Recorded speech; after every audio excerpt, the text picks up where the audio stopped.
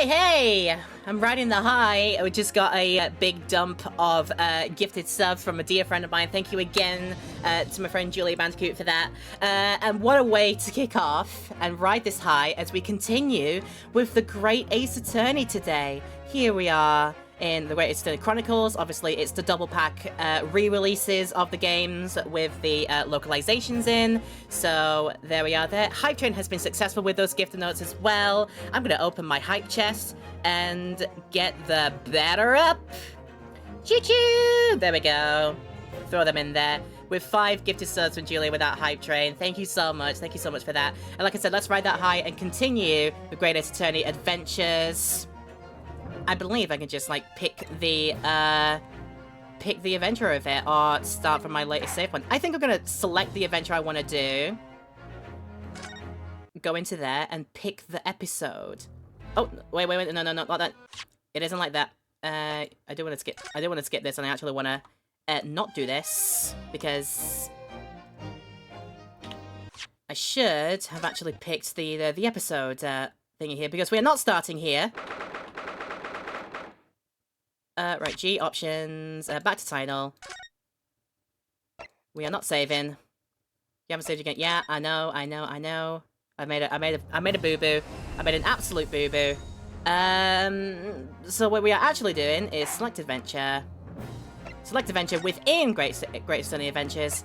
And we're starting episode 2, the adventure of the Unbreakable Speckled Band.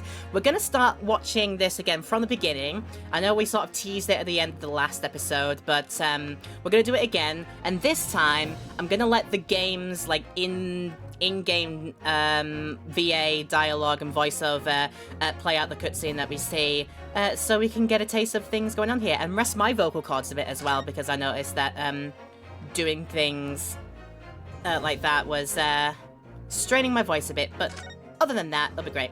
Start playing from here. Let's go. And hopefully we get the whole of it.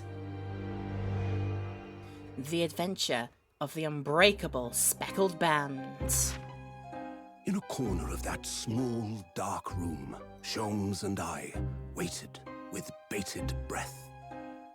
In time, there came from the ventilator a hiss and a soft, almost growl-like sound. Suddenly, Sholmes sprang into action, lashing furiously with his cane at a point in the darkness. "You see it, Wilson?" he yelled, his tense voice reverberating through the air. I raised my dark lantern's shutter, and the room slowly came into view. Sholmes was staring intently at one particular corner when he started whispering to me. The victim's most perplexing final words. The Speckled Band. I believe this is the terrible coil to which she referred, Wilson. A terrible coil? In front of us was an enormous adder. Snake! Its fangs bared as it threatened to strike. Snake! It truly was the most terrible speckled band I had ever seen. Wowzers, wowzers, we're gonna go up against a snake in this scene? Or somebody use a snake to commit bad jujus, bad doo-doos. Alright, my thing is ready. Okay. On the steamship Buria on 9th of whatever it was. So then, let us unravel this mystery and discover what events led to this curious murder. Good boy, Sherlock. Do excuse me. The door was bolted from the inside when the man was killed. No marks to suggest the bolt was tampered with in any way. So, this would appear to be a locked room mystery. Oh, damn. In his final moments, the victim scrawled a message on the floor. Almost certainly with the ink from this upset bottle. A Russian word. So, the victim was a Russian man then. And the letters are well formed, suggesting he was compos mentis at the time. This is a most extraordinary script. Akaruna. And evidently not penned by the same hand as this message. In fact, I deduce it was written by someone of a different nationality. I can tell what that word says, if you want. This paper seal was placed just prior to the incident, by the victim himself, I would venture. Well, what have we here? are you? And what do you think you're doing here? No one must touch before maritime police come. We must wait! Shh. That won't be necessary. You see, in less than 5 seconds from now, I will reveal the killer to you. What? Don't be absurd. This is murder. I need cabin locked from inside. Ah yes, the locked room. But that mystery is paper thin. You don't mean the culprit is in there? Who are you? And where have you come from? I'm a great British consultant detective, the only one in the world. Sherlock Holmes. I presume you must have heard of me. You must have, surely and honestly. I like this man already. I love the cut of his jib. It is a good cut of the jib. So, I don't know if that was to be like events that actually happened, or maybe because I've read about one of the characters and how they have like an affinity with like novelizations, like crime novelizations. I don't know if she's watching there and being like, I want to put myself in, and she's like AUing herself into a Sherlock Holmes game or something like that. Holmes is great. I'm looking forward. I've heard great things. All right, this is an unknown voice, but it is in Thought, so Thought voice activated. Ugh, my head is throbbing. What's going on? Something's not right here. There's trouble in the air.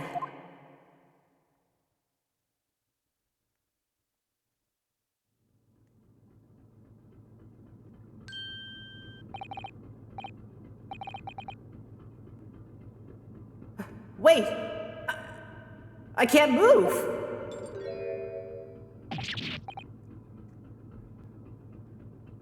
Ah! What the? Why am I in handcuffs? Why is this poor boy in handcuffs? What's going on here? Oh, no. Wait, he's not in here again. We just had a case where he got framed for something else. Is this gonna be a second one? My little boy Yunosuke cannot catch a break. And I do not know who this voice is. So you wake up now, Ah, it's very clearly, it's Russian, ship person.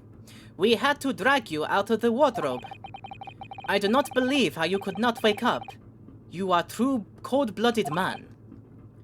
You found me then.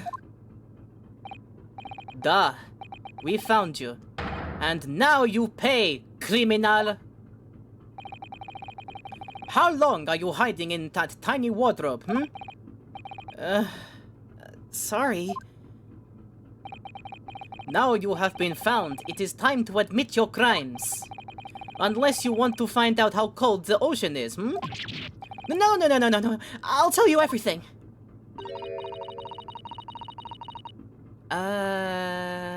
Wow. It's another case of wrong place, wrong time for my poor boy here. Who this? There's only one thing I'd like to know from you. Ah! Isn't that... Oh, it's you! I'll read the line again in her voice. There's only one thing I'd like to know from you.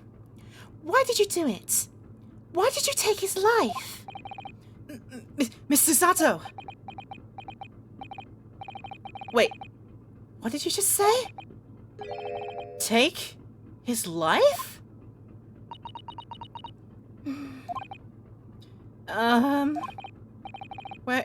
Where is he?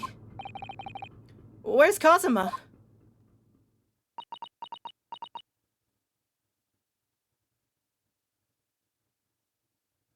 Oh, that look says that Kazuma's gone a bye-byes. Damn. Ha!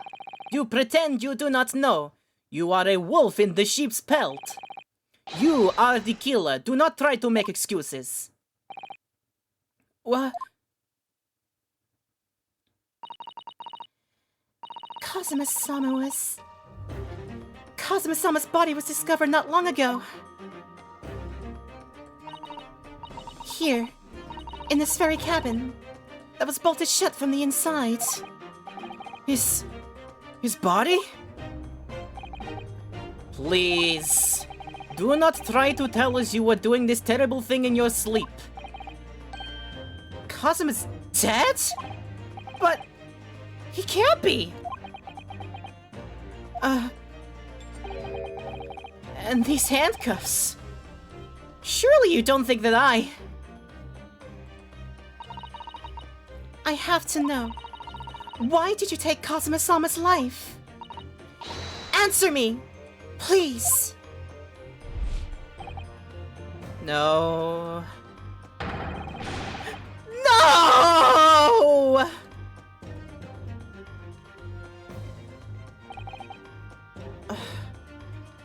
Kazuma. It was just 2 short weeks ago. Are you sure about this?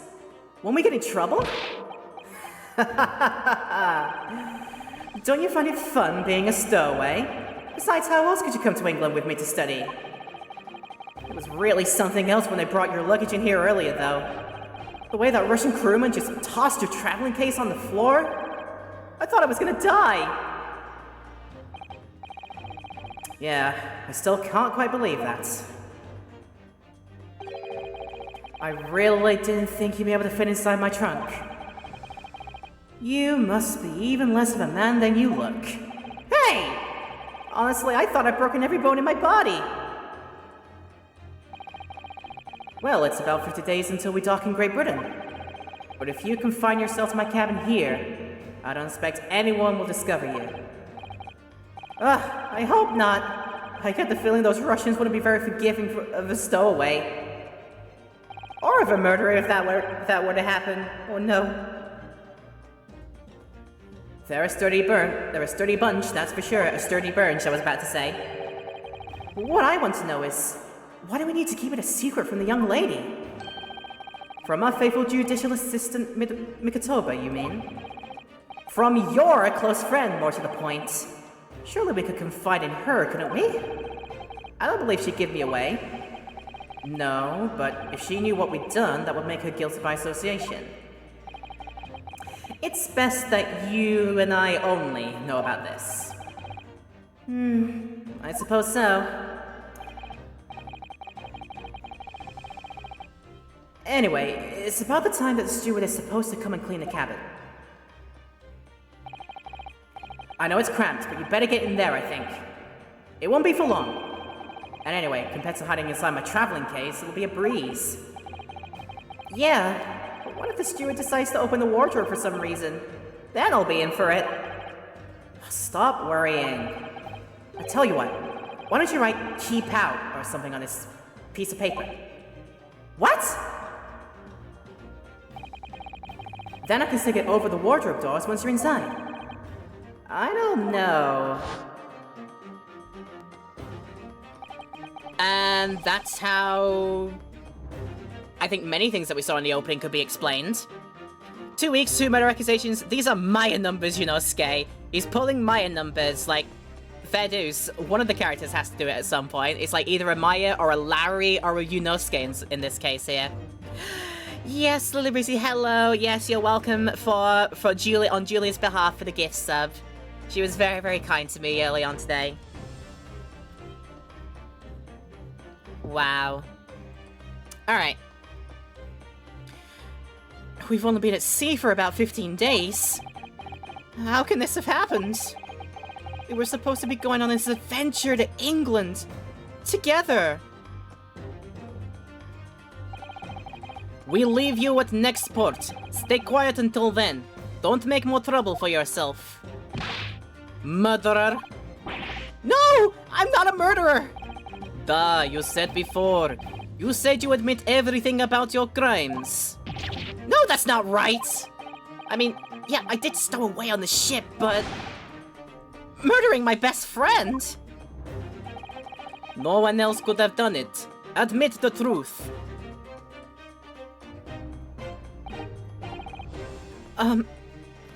Susato-san?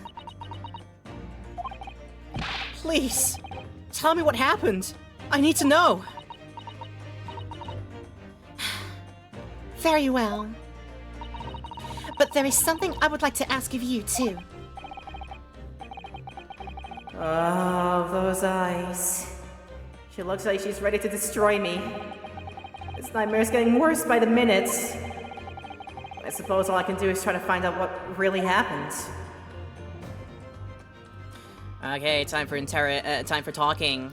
I must ask how they inquired and saw him here. He really has been killed, hasn't he? This isn't just a bad dream. She's saying nothing at all, and that says to me everything I think I need to know. And these handcuffs. They think I did it? They think I'm Cosmo's killer?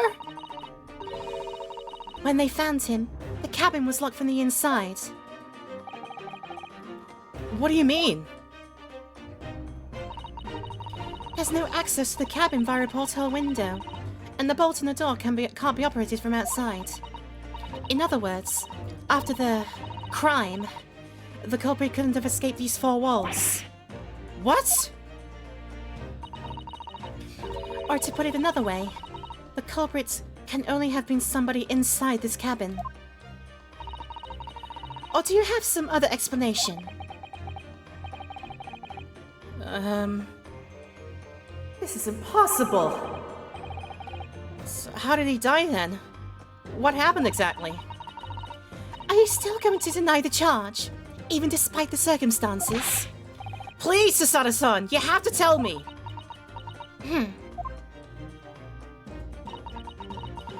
The cause of death is still undetermined. So, they don't know how he died. I might be off the hook, unfortunately. The ship's doctor is examining the body, but of course, he has no post-mortem analysis experience. I don't suppose we shall learn more until an expert has been consulted at our next port of call. So presumably that means there were no obvious external signs of injury then? That's true, yes. That's true, you say. This is an interesting puzzle already. Can't anybody tell me what actually happened in this cabin? I don't understand it! Why would anyone want to kill Kazuma? Presumably that's something you know the answer to better than anyone. Please! Whatever you say, you were here in the cabin after all. Well, yeah, I was, but...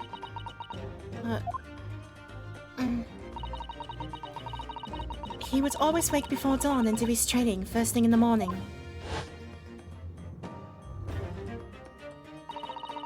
I was waiting outside his cabin as I have every day so far on this voyage. But this morning, he did not come. I could sense that he wouldn't. Does that mean he was already dead when Susato-san arrived at his cabin door, I wonder?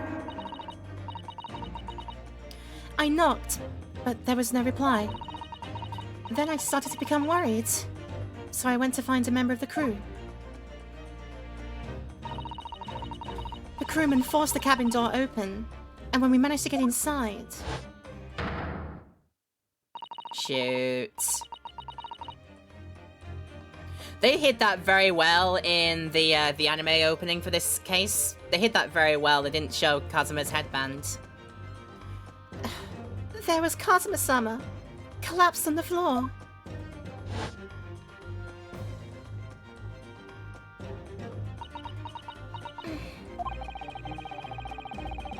And the white tape there now shows exactly where it was found, I suppose.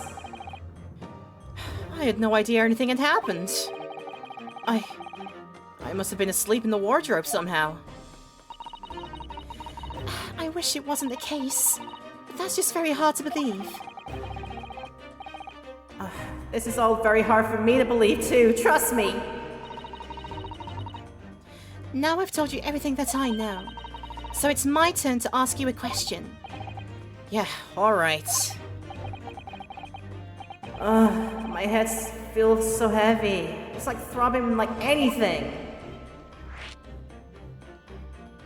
New things. So she's gonna ask me about these things now. Didn't need to change it. Okay. Why are you even on board this ship, Naruhodo-san? You said something before about being a stowaway, didn't you? Oh. Yeah, I'm afraid that's true. It's 2 weeks since we left Japan now. And I've been shut up in this cabin the entire time. I had no idea.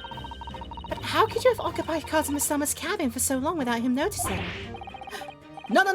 That would have been impossible, obviously. Yes, of course. See, Kazuma invited me. He wanted us to go to England together. He actually asked you? But why? I'm afraid I don't really know the reason myself. I don't understand. Kazuma, why did you want this? What's the real reason? Why go to such extreme lengths to smuggle me to England with you? Why indeed?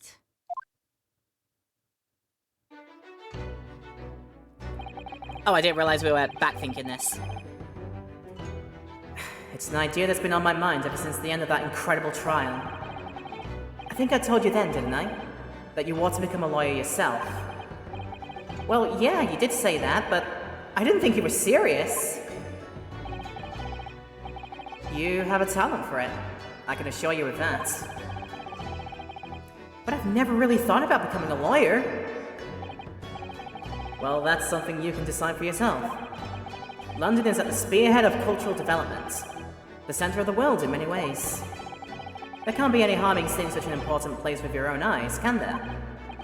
Well, no, definitely not. But on a personal level, if you were to become a lawyer, then... Then what? Oh, nothing. Forget it.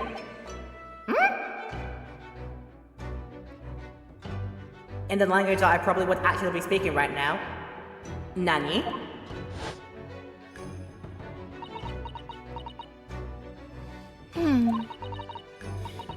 Kazuma-sama is... He was always saying the same thing. That he wanted to change the Japanese legal system. Perhaps he thought that he could do that with you. Yeah, maybe. But something's still bothering me a little. The look in his eyes, then. It was darker than I've ever seen it before. Why on earth? Susato-san?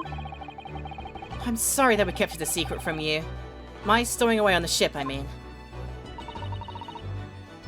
If I know Kazuma-sama, I expect he was trying to protect me, to avoid me becoming guilty by association.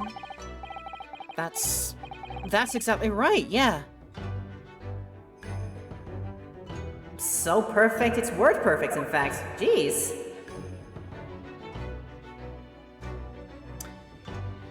So, what that says to me, Kazuma probably knew way more than he was laying on to us, and for some reason, whatever he had on his personage or in his brain box, or stuff that he knew, probably made him a target for something.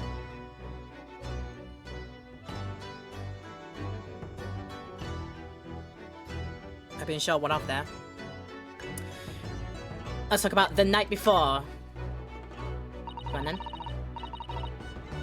If you're not the culprit, then tell me, what happened last night here in this cabin? Well, see, the thing is, I don't really remember. Kazuma brought me something to eat, just like he always did. And then I got myself into that wardrobe over there, just like I always did. And after that, I... Fell asleep? Well, yeah. Cramped up in that wardrobe. I would not be able to. I can only imagine, like, the cramp he has every single day, like, coming out of that cabin. Or coming out of that wardrobe. And that would just be it as well. He'd only be limited to this room. Like, feels like one of those challenges. Like, this is almost...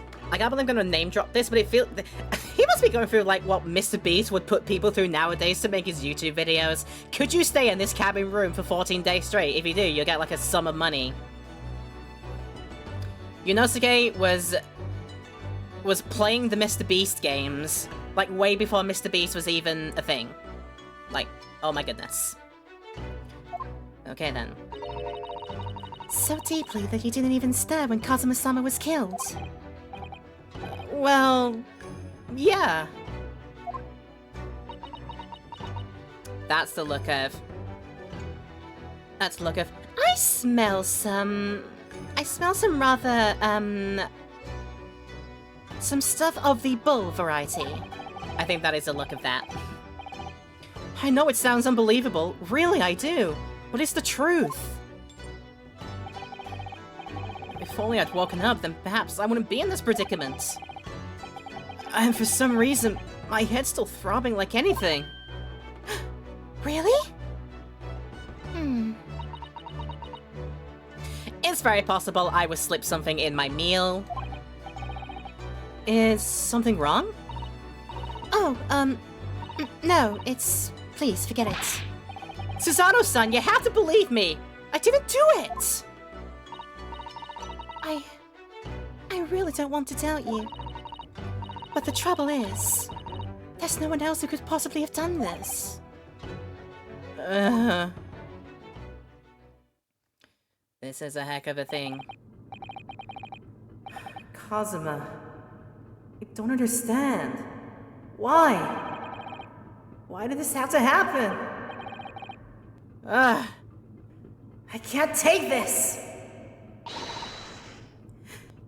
Don't try to go anywhere. You're the perpetrator of this crime. You can't leave. I can't allow that to happen.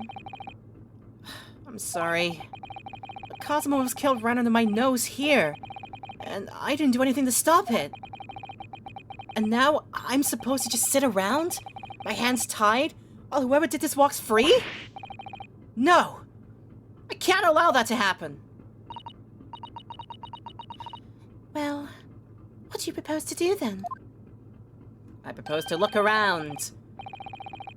In the words of people who will not be born for another good, at least half a year, or possibly more than that, 80 years, let's say.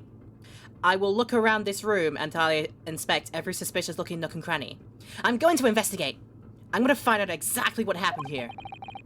I'm going to work out who took Kazuma's life, and how and why they did it. So I'm sorry, but you're gonna have to excuse me.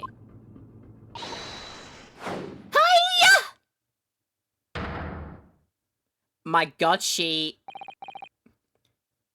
she do...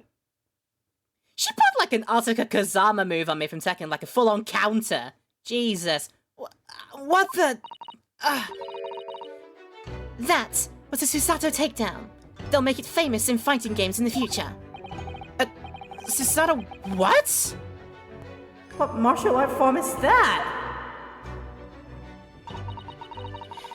I'm going to need you to prove it. Sorry? Prove it? Yes, your innocence. I need evidence. But how am I supposed to... Have you forgotten already? What you achieved just a few weeks ago? You successfully defended yourself in a court of law. Oh. I see. I tell the game I'm gonna play here. I know what game I'm in. She's expecting me to present some conclusive evidence.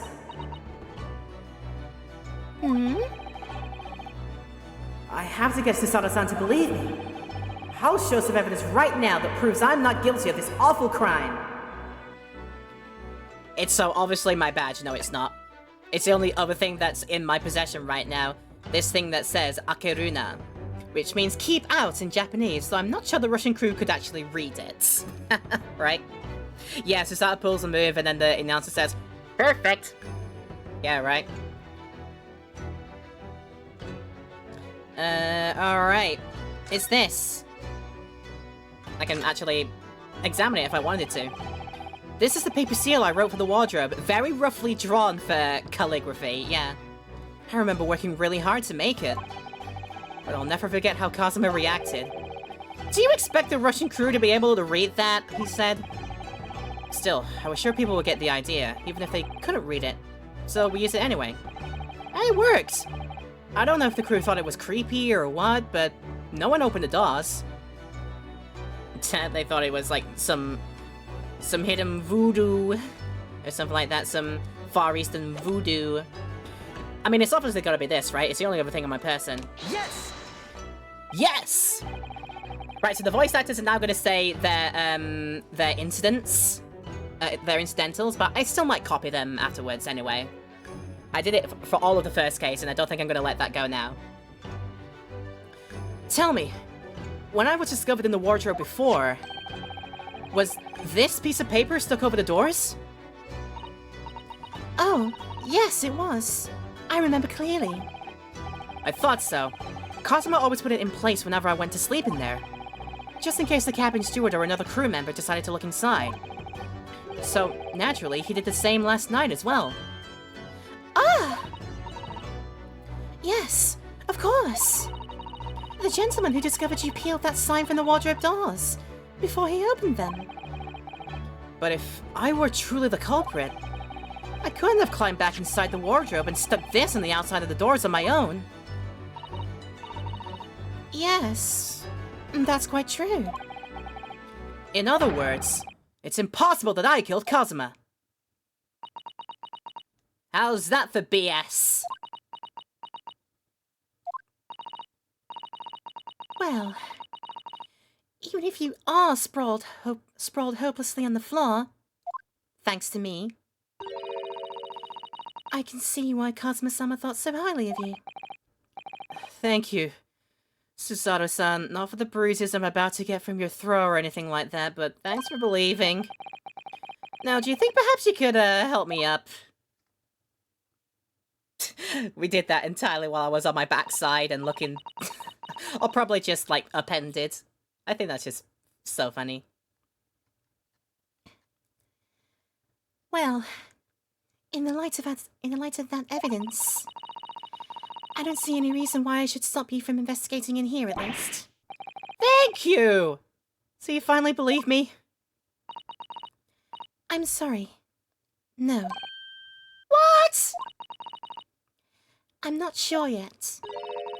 I can't rule out the possibility that you used some sort of conjuring trick to put the sign back in position. What, does she think I'm a magician?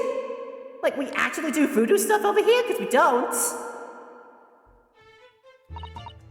I'm not some yokai with tricks up my sleeve, you know. For now, I suggest you investigate as thoroughly as possible in here. I'll do the same. Alright, let's get to work, Susato-san. Please don't misunderstand me. I still have my doubts. Oh, yeah. I shall be watching you, to make sure you do nothing that might disturb the crime scene. I wouldn't want you using your conjuring tricks to destroy evidence, for example. Right. Sure.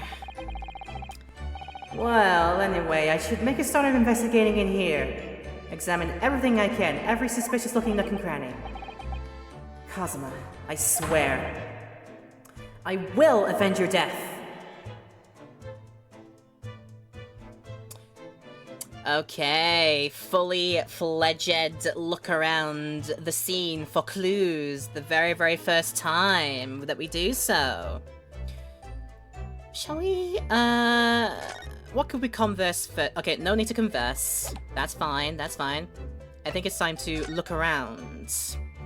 Look around at the man! Talk about your calligraphy over here. Let's see what this is all about here. Whoa! Yes! with another Prime Gaming sub. Thank you! We're getting them all coming in. We had a big dump of 5 gifted subs before we started this stream, and now Gas coming in as well. That's so kind of you. How are you doing? Thanks for coming in. Thanks for coming in, and thank you for doing the sub. We are doing fine over here. We are absolutely fine, and we hope that you are too. And we appreciate your kindness as well, guys. Thank you. Been up to anything nice in particular? While I investigate the calligraphy that's been done over here. Wait, sorry, no, I missed reading that. Seigi. The Japanese word for justice. In the words of somebody else in the far future, justice! The brushstrokes are straight and true, just like Kazuma. Like, he was good. Like, he's good at doing it. You're off today, but have to log in briefly this morning to do something, but I think I'm free of work now until Monday. Woo! Like to be free of work. Like to not be busy. Yes. His calligraphy always was a reflection of his heart. Yet, you... Can you really look at those characters without feeling shame, knowing who drew them so thoughtfully? Of course I can! I mean, I'm innocent, so why shouldn't I be able to? Even though you stowed away on the ship. Now you're gonna bring that up, are you? Gosh, I can't win. Cannot win in the slightest. Oh dear, that won't do. Oh! What's the matter, Susato-san? What's up? Whenever I'm examining things, I always find myself so focused I forget to look around properly. Oh, yeah, that's not good. I don't suppose you're as foolish as me in that regard, are you, Naruhodo-san?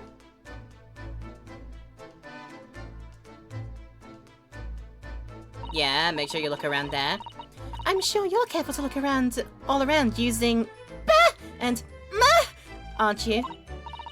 Now, let's investigate all corners of this cabin. Yeah, let's do that. Like I was just doing, but I wanted to look at the calligraphy first.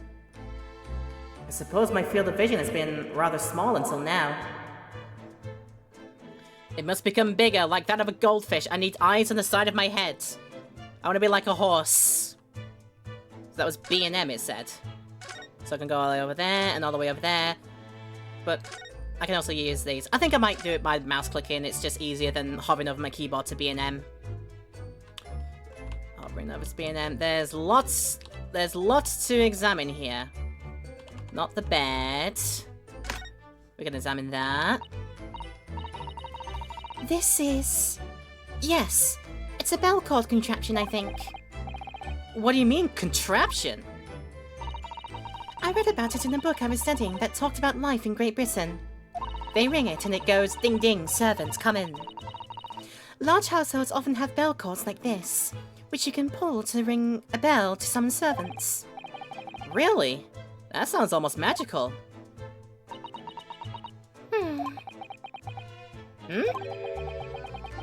Shall we give it a little try? Let's let the intrusive thoughts win here. Yes! In the interest of cultural research, obviously. Ding ding!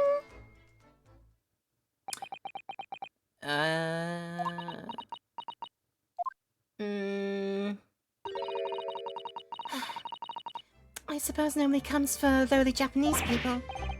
No. I'm sure it's just that everyone's busy, that's all.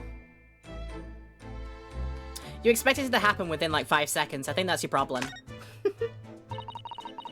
like a serf does need time to turn up and actually do work, you know.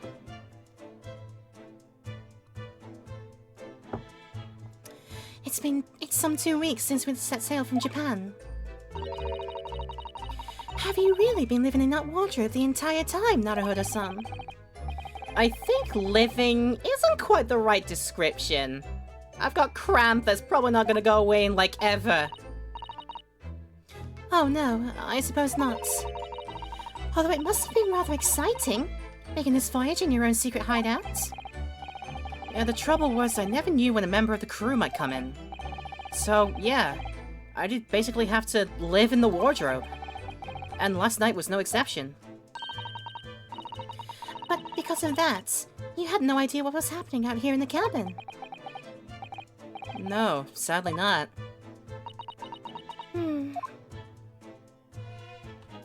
That we truly did not know.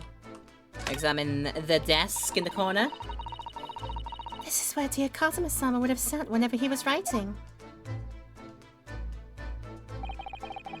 Oh, yep, penning in very roughly, and done in the way.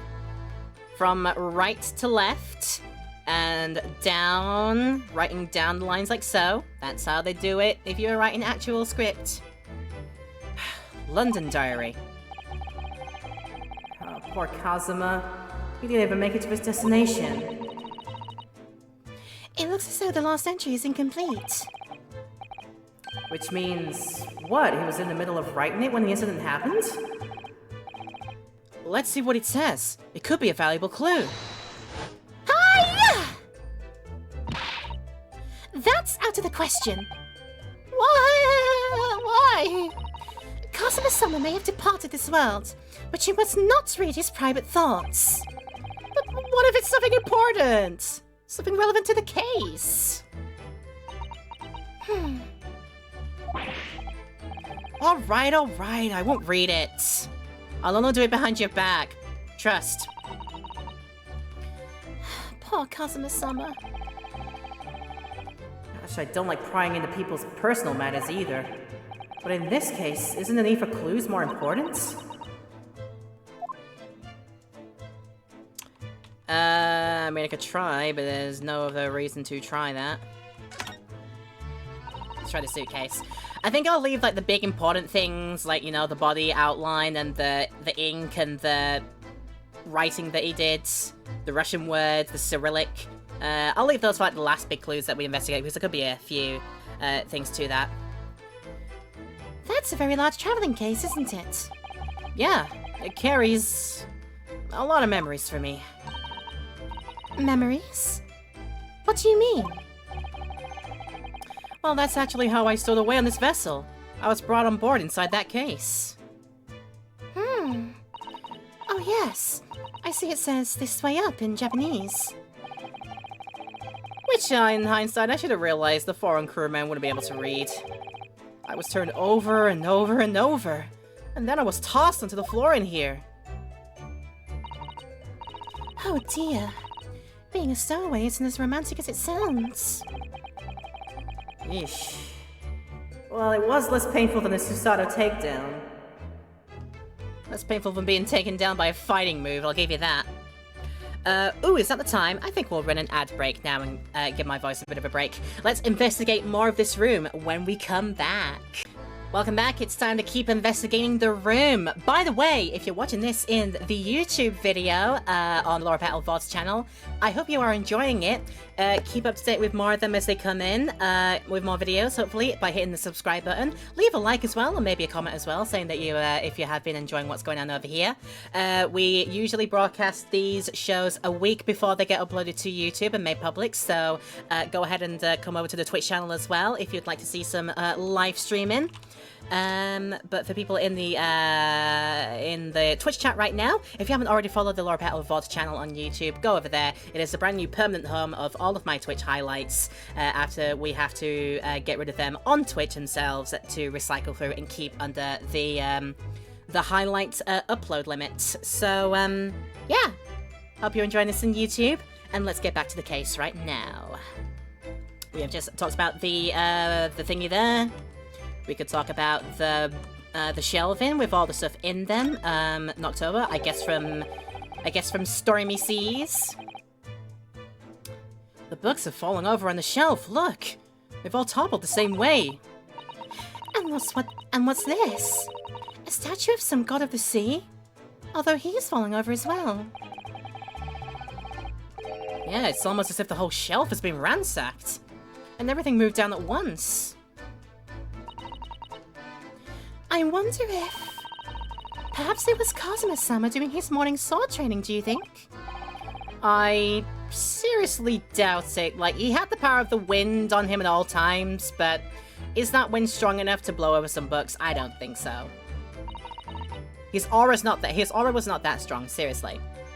Then perhaps...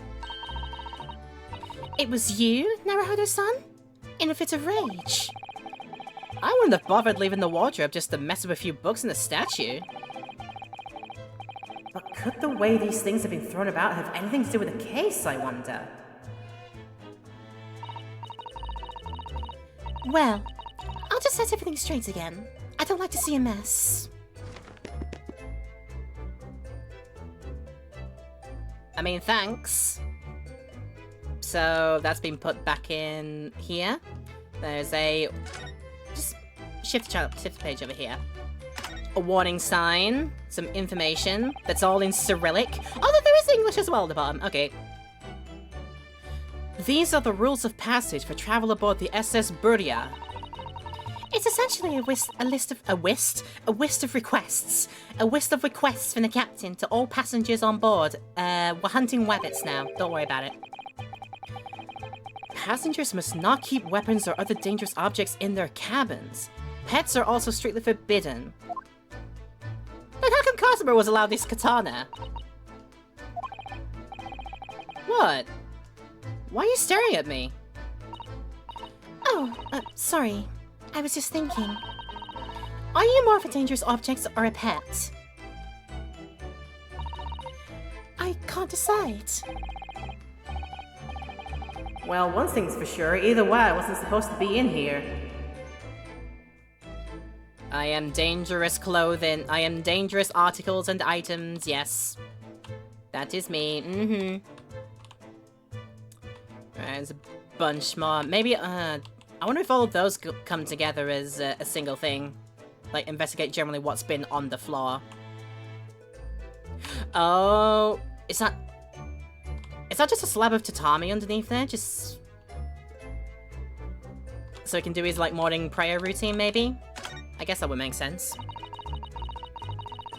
When I went for help and the crewmen forced the door open, this bolt had been firmly closed. It's quite a small bolt and not particularly sturdy. And it just slides across to secure the door shut. But still, with the door bolted, there would be no way to get in or out of the cabin, that's for sure. It's no wonder everyone suspects me. Death stare! And when she glares at me like that, I feel tense all up and down my spine. I remember reading once in the detective novel, the culprit used a needle and thread to draw a bolt across from outside the room in a situation like this. Yes, that's a clever trick, isn't it? I'm an avid reader of detective stories myself. But the door of this cabin and its frame are made of metal, and they seal together perfectly. There would be no possibility of using that needle and thread trick here, I'm afraid.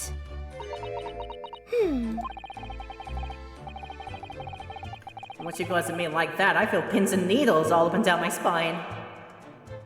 Patented Susato death stare. I like it. Any talking to Sailor Man over there? Perhaps I should see what this Russian crewman makes of the scene of the crime. Excuse me? However you say that in Russian? What? I was wondering how it's going. The investigation, I mean. Grandmother told me Japanese people do not make jokes, but it's not true, I see. Sorry? The criminal asking investigator for information about his crime. Very funny. Oh, it wasn't supposed to be a joke. He doesn't appear to be laughing either. He's convinced you're guilty. But he might have useful information, though. I have to keep trying. So, last night, did you notice anything out of the ordinary at all? I will give you my own death stare now. Niet! Of course not! Now back to corner and room of Meg Silent. I say no more to you. Did I hit a nerve? Just For a minute there, he seemed a little flustered. Shy about his job, or is just embarrassed about speaking Japanese.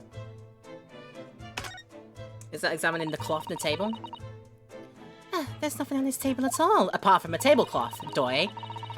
The plate and cutlery all over the floor for some reason. Yeah, it's strange.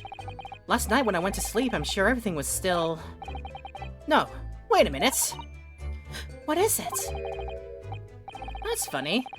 I can't seem to remember anything about what happened after dinner at all. So then perhaps you are responsible for what happened to Kazuma-sama. No. Did I say that? I didn't say that. No.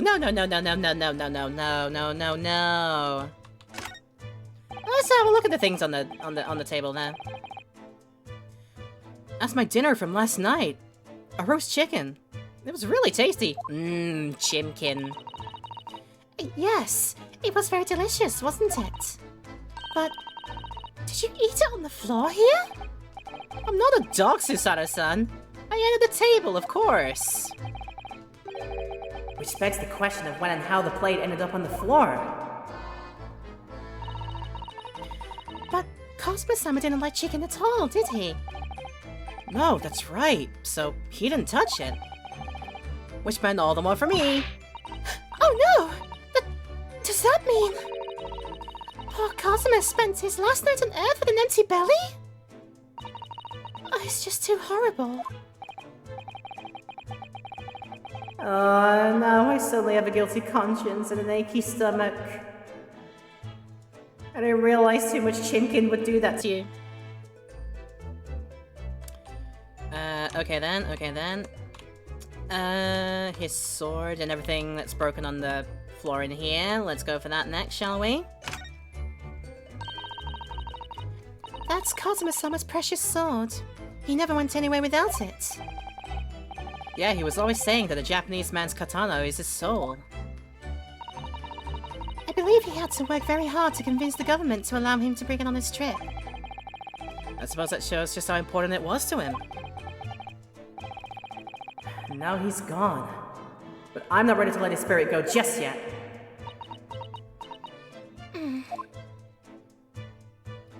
No, I'm not ready. Okay, which means the only things left to have a look at are the scuffs on the floor over here. Is here gonna be a better angle to see everything from? So we can take a look at the words, the body outline, and this scuff mark here for reasons. Let's look at the word here first. Did Kazuma write that before he died? It looks like it's written in ink. He must have knocked the ink pot from the desk when he collapsed onto the floor. Then I suppose he wrote his message by dipping his finger in the spillage. Poor Kazuma-sama. No doubt he was in terrible pain. It's almost unbearable to imagine it. I suppose he was trying to leave some kind of a clue in his final moments, was he? I'm sorry, partner, but I can't read your writing. I don't think that's Japanese, Naruhodo-san. What? Then what language is it? It pains me to admit it, but I don't know. It's not a foreign script that I'm familiar with. What does it mean, I wonder? I mean, I could take it away and you know, actually draw it myself and have a look. Because I have that capability on my translator apps. Let me find Russian and do a writing of the script. Let me just do this for a moment. So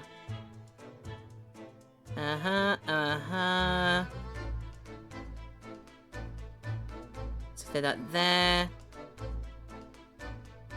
Oh, okay. It literally translates to wardrobe, cloakroom, dressing room, checking room. And it actually says, in actual Russian, garderobe. So, yeah. For all the reason, why did they write wardrobe? They didn't want to force me into Don't want to force anybody looking at that to say, hey, check the wardrobe, there's a stowaway in here. Or maybe somebody planted that. Interesting. But yeah, the word literally just means wardrobe. That's all it means. Interesting though. Okay. Oh, okay, so the body outline checks with that image. Alright, all that's left I think is the scuff. What do you think this is? It looks like a broken piece of glassware. Whatever the thing was, it appears to have broken clean in two. The glass is such a beautiful color. It looks like a cute little Netscape fastener for a kimono outfit. I'm not sure that sounds like Kazuma. What, he's wearing kimono all of a sudden? He wouldn't have secretly carried a cute little trinket like this around with him. Would he? I mean, no shame if he did, but honestly. And the mark beside it. What is it, I wonder? It has a sort of brick-like hue. Yeah, you're right. It is the color of brick, isn't it? Even though I don't see anything of the same color anywhere else in the cabin. Wow. I believe everything of importance has been checked out here. Yeah, we had to look at the table. Katana, plate, crockery on the floor, scuff mark with broken glass thing, body, and Russian word, Russian writing, case, desk, that. There's nothing on the bed. Okay, so the only things we can do is head back out and talk. I'll try moving, but I think it's not going to let us do that. I'm in handcuffs and under house arrest by the crew, not to mention Sato-san's constant glares. I think it's fair to say I'm stuck in this cabin for the time being, at least. I should focus on investigating here to see what I can find out. What is there to present? Absolutely nothing. Oh, no, we gotta present the badge. We have to present the badge. We have to present the badge. It's kind of an unwritten rule. Suzaru-san, about this. I'm sorry, Naruhodo-san. But we don't have time to waste on anything else. We must find clues. Oh, she looks serious. Really quite deadly serious. Death stare again. Okay, this game has no time for the shenanigans of presenting your badge to everybody, it seems. Fair thing. Alright, time to chat, I guess. Or not chat. Have we missed something then to examine?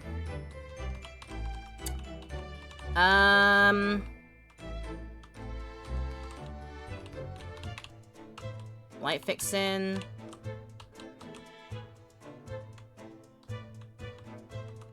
Because we can't look any further this way. And we can only look back over there. The vent! Sus! I knew it! I think that's some kind of opening for a ventilator. A hole through which fresh air can circulate into the cabin. Isn't that a little odd? What do you mean? Well, this ventilator, if that's what it is, looks like it must connect to the next door cabin. Yes, it would appear to. You're right. Amogus, right? Amogus. But if its purpose is to allow fresh air into the room, surely it should be connected to the outside. That's true. Perhaps it's so that rain and spray don't find their way into it. Don't find their way in when the seas are rough. Or something like that? I suppose. Maybe that's it.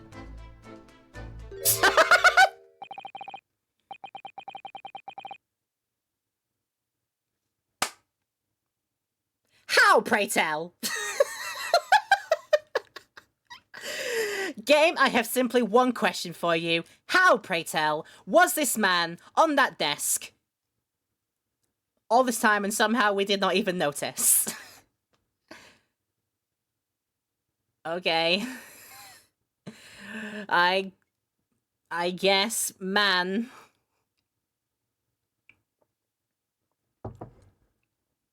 I guess man has somehow been on desk this whole time. Who's that? He wasn't there a minute ago. As far as I can tell, it looks like he might be European. Oh god, he's European. That actually explains quite a lot. Oh! How did he? You've noticed the man too, have you? I have no idea who he is or how he got in here. But he looks suspicious. And tall. Suspiciously tall. Naruhodo-san! Don't tell me! Do you really not know who that is? Yeah, no, I don't have any foreign friends or acquaintances at all. He doesn't look like a member of the crew. Something very unusual about him. And is he investigating Cosmo's desk, or is he just playing on it like a cat? I can't tell. Well, in that case, we simply must talk with him.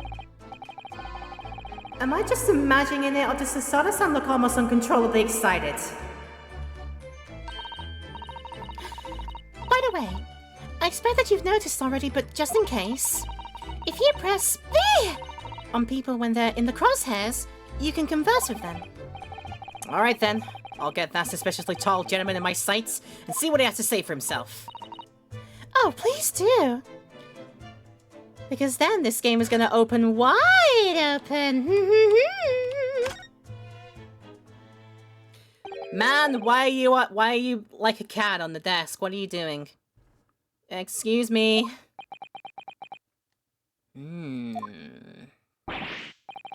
Excuse me! Do you have a moment? Shh! This is a critical point in my investigation. Maybe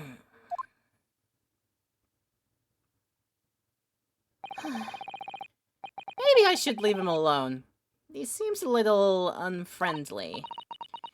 Yes, perhaps that would be for the best. Greetings! I hope I haven't kept you long. Ah! What exactly were you doing on Cosmo's desk just now?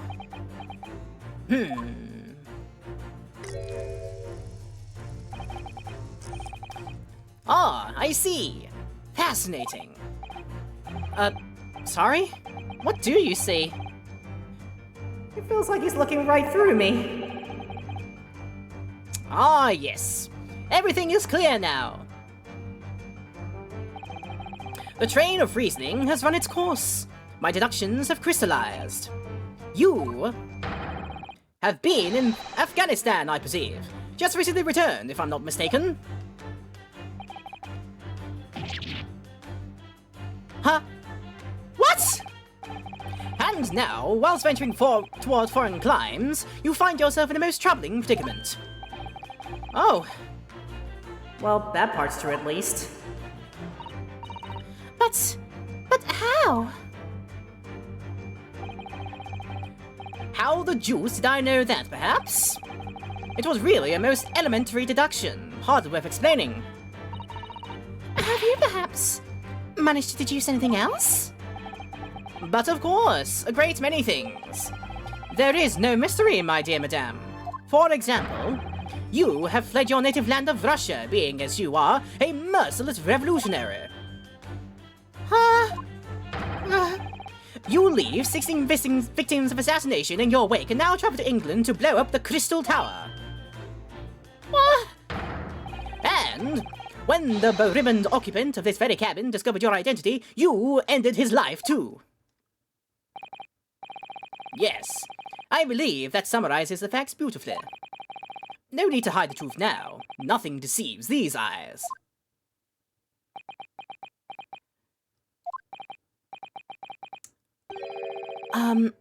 Just to be clear, you are talking about me, are you? Certainly I am! Do you see another in this cabin who fits the bill? A Russian assassin with 16 victims to his name? I don't even see one person who fits the bill!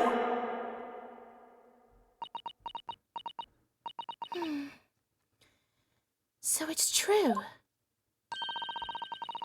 It was you who did this to Cosmosama. What? You didn't buy any of his shenanigans, did you? And you're plotting a revolution too.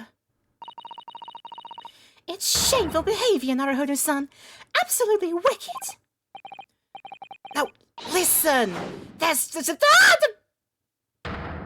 Ow. Now, explain yourself. Tell me everything. This is ridiculous. I told them my head hurts. Now my head hurts more. Ow.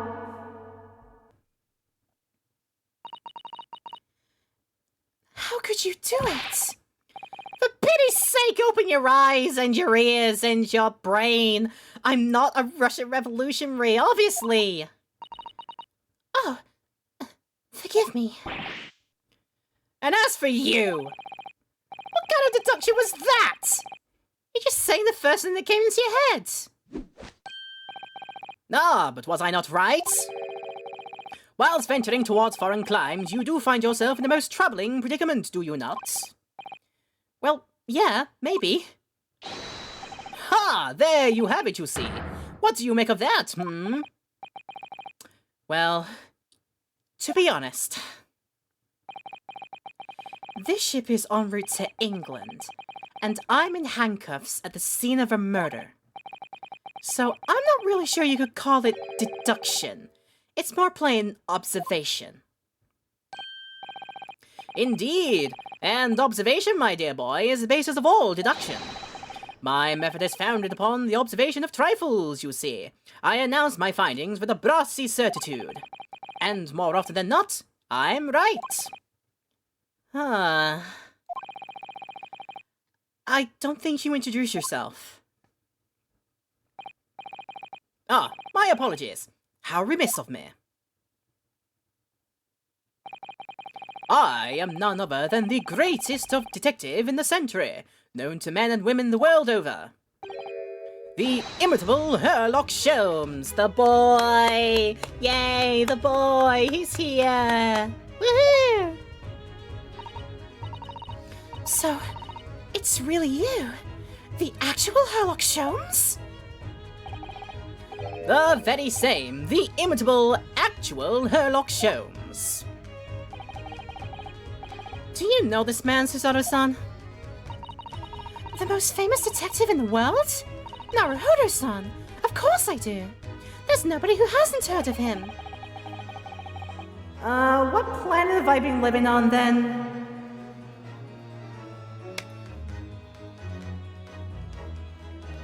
Now I'm questioning if, in this time period, the Japanese would have known about astronomy. Nah, actually, they probably might have by this point, so they can make the statement and saying, what planet are you from? Seriously. How many innocent people has this man locked up? I don't know. Maybe we'll find out, DBL. I should say Double Barrel. How you doing? Welcome in. This is literally my proper, introduction to Sherlock Sholmes.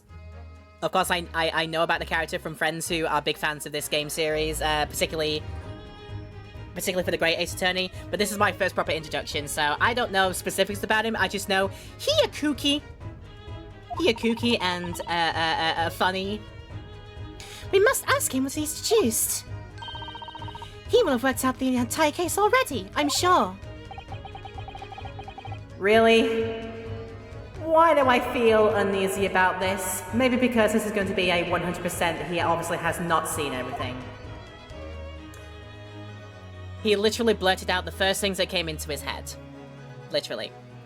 Given the evidence presented, I would guess a lot. Yeah, who knows? He is so good, though. His introduction is something to behold, let's be honest. It's been... I understand why lots of people dig this man. Okay, I guess we talk first. So, you're a great detective, are you? Sorry, what was your name again? I don't think your fans had heard enough of it. Indeed, I am none other than the one and only Sherlock Sholmes. Oh, I see. You're German. Herlock, was it? No, I have no hair. I mean, I have hair. Please call me Sholmes. You can read all about my exploits in this exciting London publication. Oh yes, it's Rand's magazine, full of wonderful short stories and interest articles from Great Britain. I never miss an issue. I have it sent from England especially. Oh yeah, here it is. The Adventures of Sherlock Sholmes. So, you're the protagonist in a series of short stories then? Indeed I am. And you've read so many of your own stories, you start to think you really are a detective. Make no mistake, I'm not the poor deluded fellow you take me for. Your interference is backward. Backward? My trusty biographer records my greatest detecting achievements and chronicles them in the magazine. You have a biographer, do you?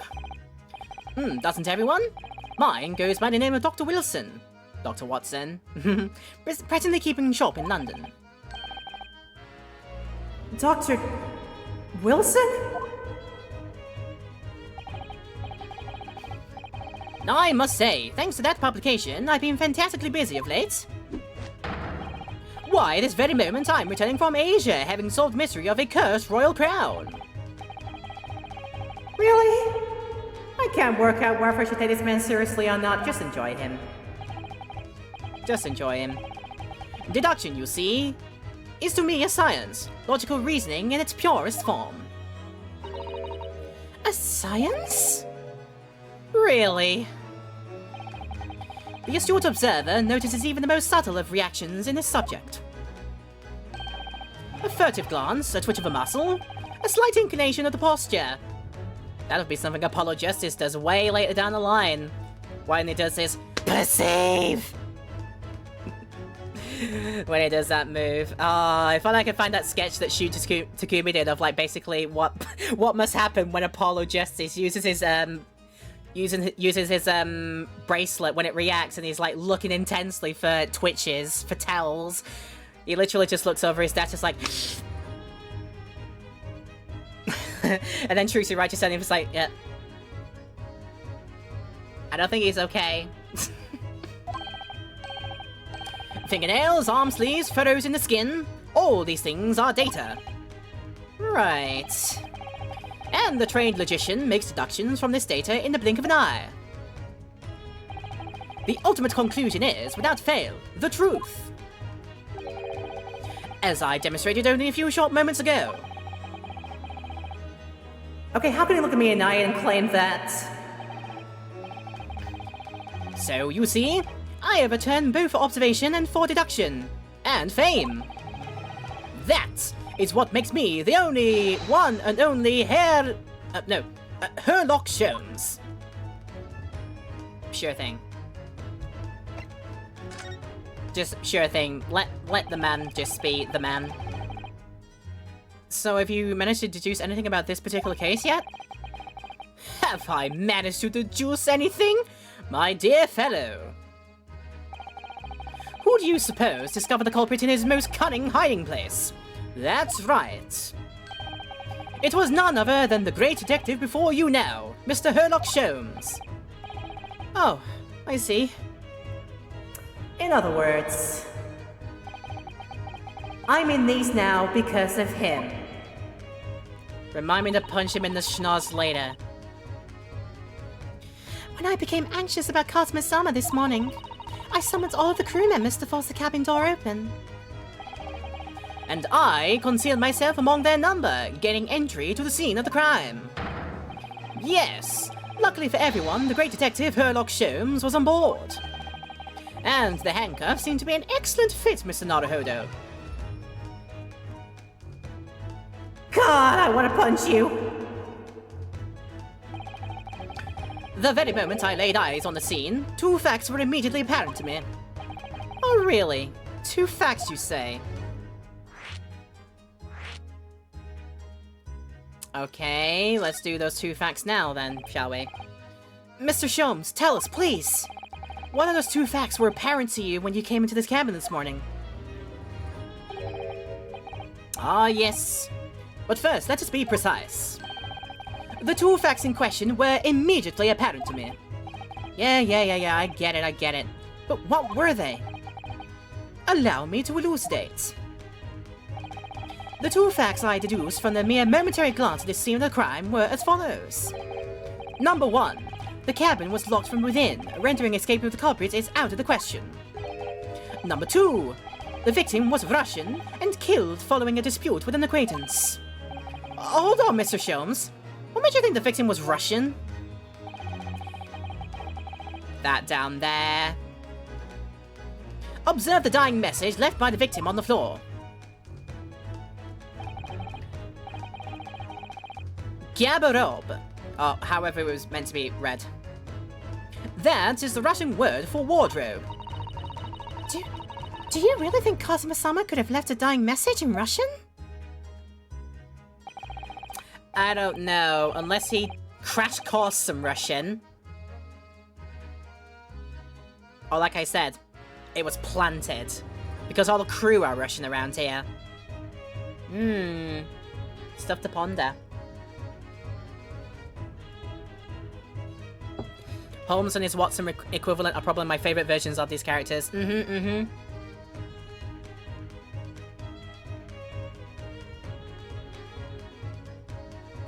It just clicked into my head. The Wilson that we were talking about was not the Wilson that was the victim of the previous case. It's the other beloved character of the two. So we'll get to that later. We'll get to them at a point later, I think. In their final moments, many find their native tongue filling their head. For this young man, Russian. Kazuma was Russian? Was he? Yunosuke Naruhodo, you sweet summer child, I know you were very dizzy from whatever was planted in your food or whatever, but please. You grew up with this land in school, in Japan, for the past 18 years. Slowly self-doubting himself. What's this all about? Initially, I considered Garderob may be the name of the killer. A certain Robert Gard, perhaps. Oh god, not Moriarty. Please, anybody but Moriarty. But in the interest of thoroughness, I decided it would be wrong not to look inside the wardrobe there at least. Well, you found Mr. Naruhodo is sleeping soundly. Quite so! I found you! The renowned Russian revolutionary killer! Why is it that I'm Russian too? I observed that you were wearing the same attire as the victim. In other words, you were acquainted. And if my memory serves, that outfit is the traditional dress of the Russian people. Our school uniforms are the traditional dress of the Russian people? I had no idea. And I had no idea a detective could get something so wrong. I took a photograph of the victim and the message, that I might analyze it for possible hidden details. I thank you. This was taken immediately after the young man was discovered, before the body was removed. Yeah, Kazuma had already been taken away when I woke up. This is the first time I've actually seen him like this. Oh boy.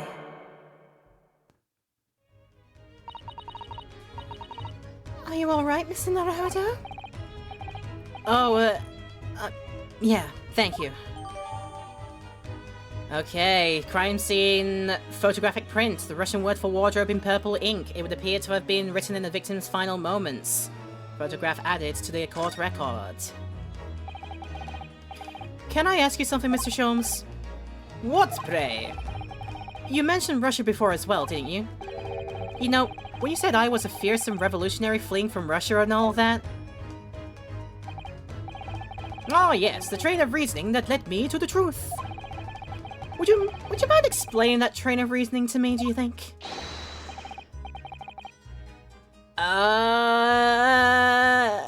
How do I say that? Russian experts, anyone? I doubt any are in the chat right now. Hang on, I need to write this out so I need to say it for proper. This is gonna take a while, but this is what I want to do. Again, pick Russian. Okay.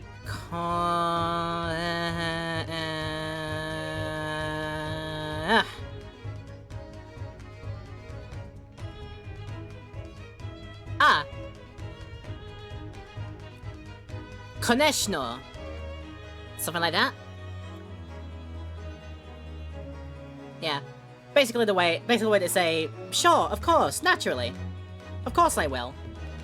So, koneshyo. Certainly, if it interests you. Yeah, it does, because otherwise, I must know what the inner machinations of Herlock Sholmes' minds is like. If it's anything, I got a feeling it's exactly like Patrick Starr's, you know, when the carton of milk tips over, just like. I feel like that's what it's going on here.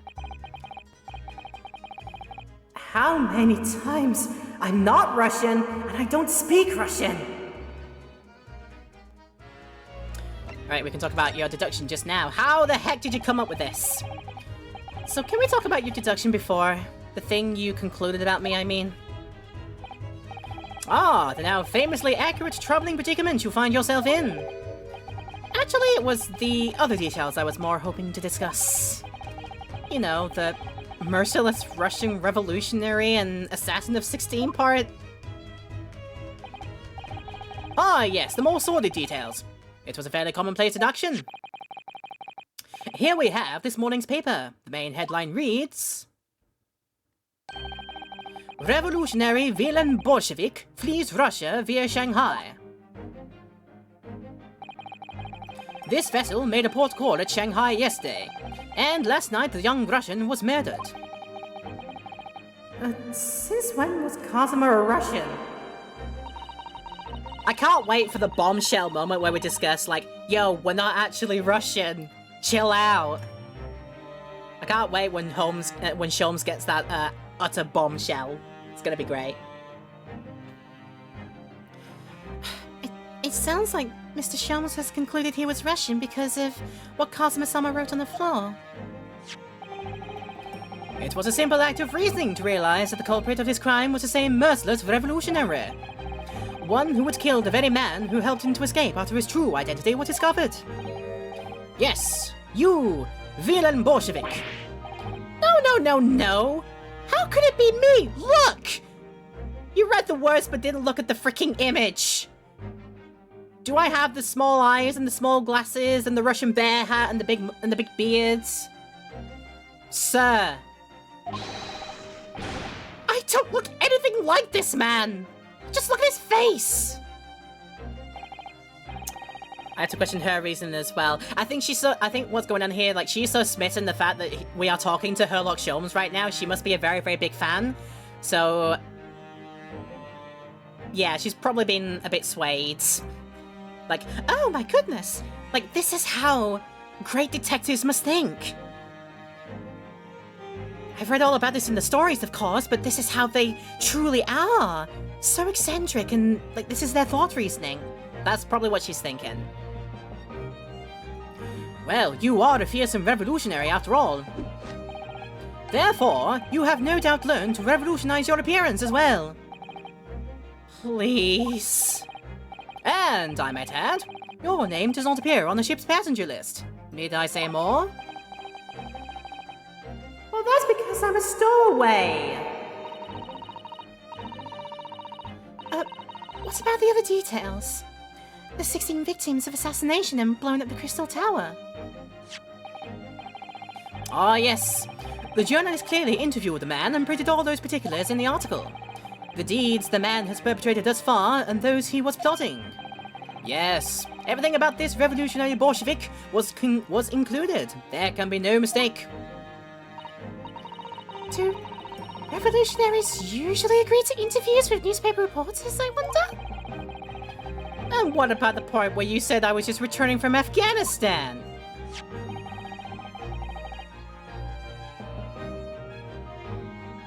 I wonder how long it takes for her to snap it. Like I said, when the bombshell drops, when whoever it is reveals to Sholmes that Yunosuke is a Japanese student, Kazuma was a Japanese student too, Maybe even Susato over here. Maybe he doesn't even realize that Susato is also a Japanese person.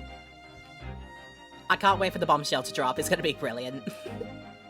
Also, quite clearly stated here in the article. Bolshevik has recently returned after a period of subversive activities in the war-torn region of Afghanistan.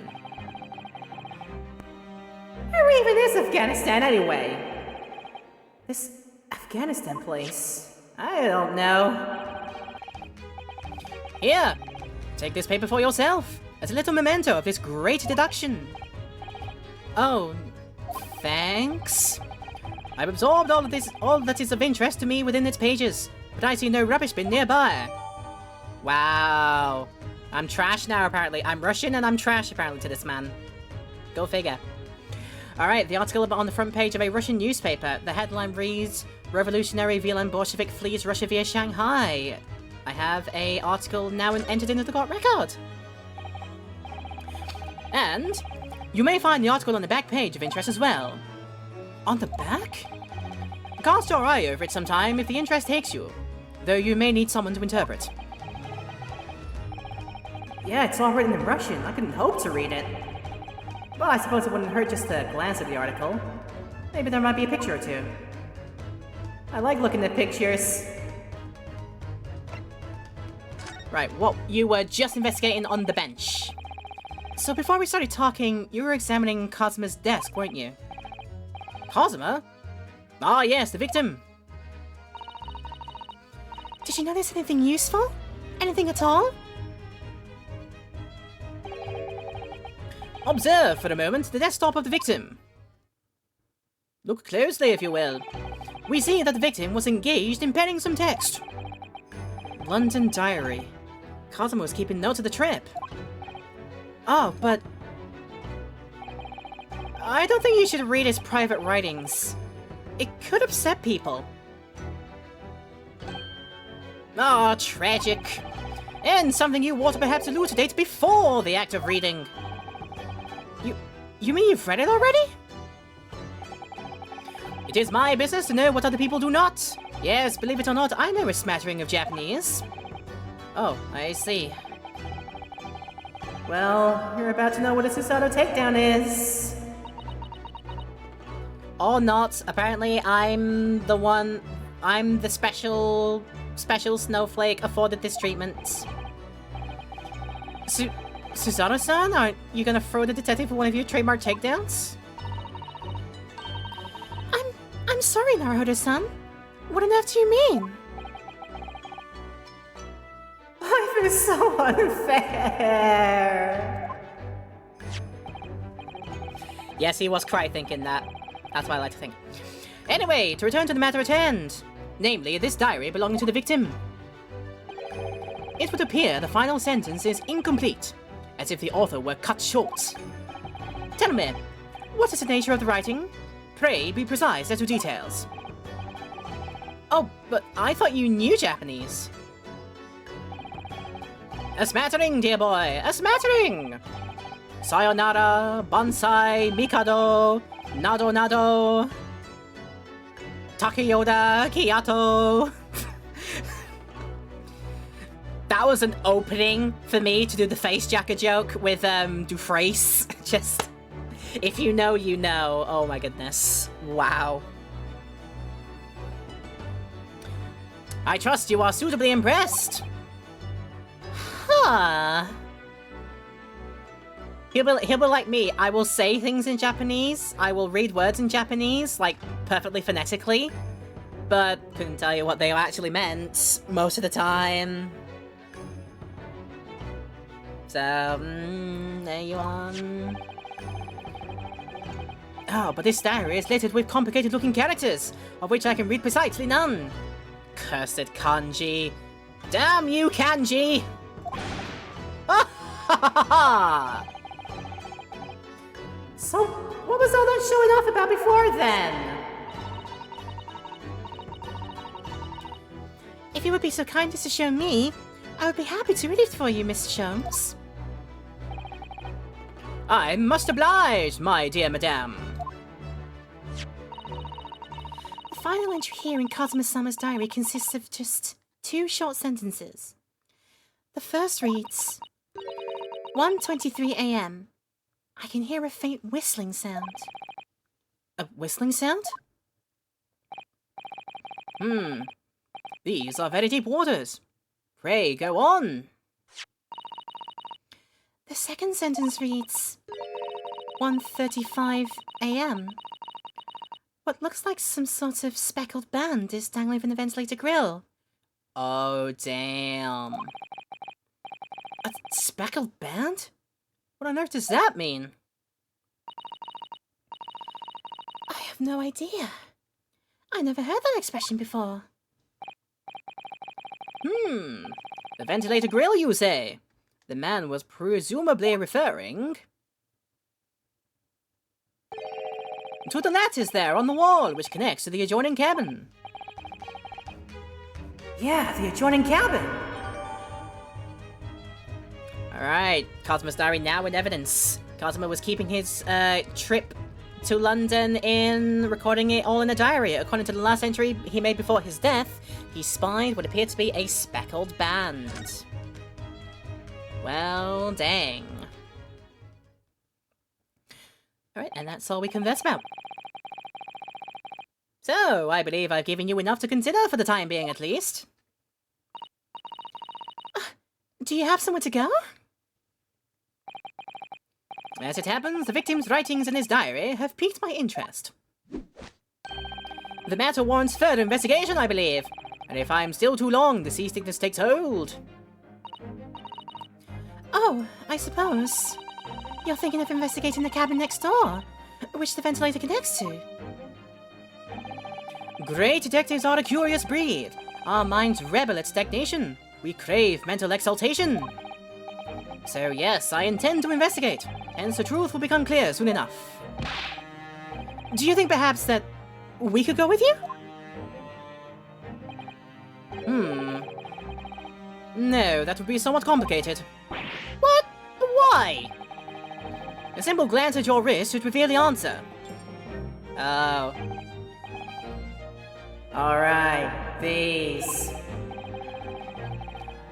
After all, you're the prime suspect in this matter, no? There's no point trying to turn it into a question.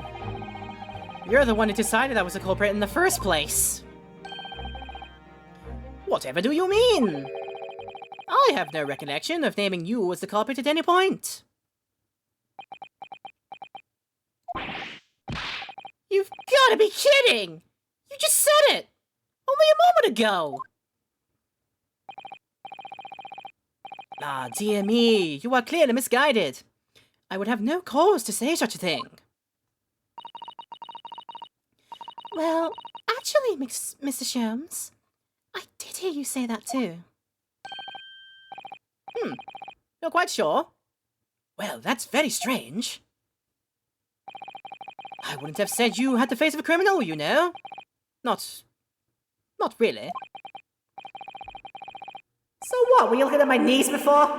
Some great detective you are. Well anyway, that was then, and this is now. What do you mean? What the heck do you mean? What I mean, sir, is this. If you are the culprit, then you must play the part more convincingly. Roll over and accept your fate. Oh no, he's just being plain rude. That's what funny characters do, they're mean to main characters. And off he goes. Having just laughed in my face.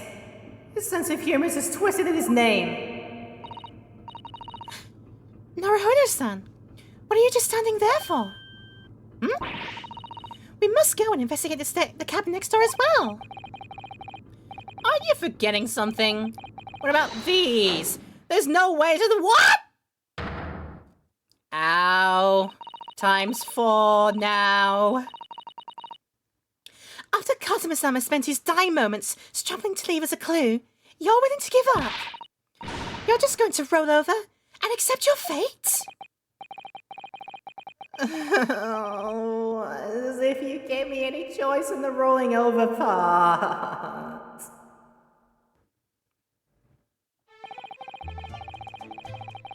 I think we still have some investigation to finish off in here first, don't we?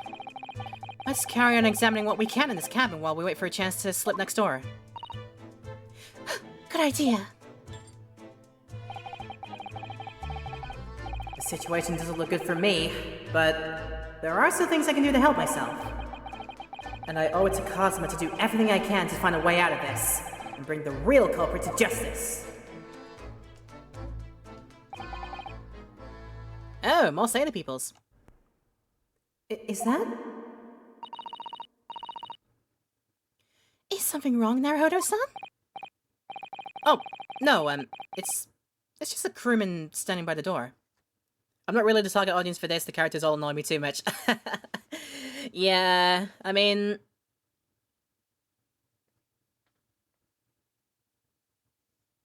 there is that, yeah. They write these characters for in a very, very particular way. Like the player would figure out something about the games like there and then, but you kind of have to wait for the characters themselves to kind of catch up. If you thought that far ahead, you have to wait for the characters to say things and go about their roundabout way to catch up with things. So I would say the characters and the way that they're done, it is an acquired taste. Let's put it fairly there. Yeah, I just think they're all silly, and I think the way they're done is just it's just the silliness of it all that I find mostly endearing. Sometimes it's a bit gratuitous. Like, again, the whole point of you've got to wait for the characters in the game to then say, hey, you know that thing you figured out probably like half an hour ago? Now we'll let you do it, because now the characters apparently are talking about it. You're like, well, I had this in my brain for like half an hour. Why are you talking about it now? So yeah, it's an acquired taste. There's definitely plenty of silliness in here, and sometimes people will say, maybe it's a bit egregiously silly. Same opinions for certain time. Yeah, exactly, yeah. Everything is not made for everybody. You make it for the audiences that you're aiming for, and yeah, that's basically it. So it's just that crewman standing by the door. I can't help feeling like I've seen him before. So it's Hosonaga.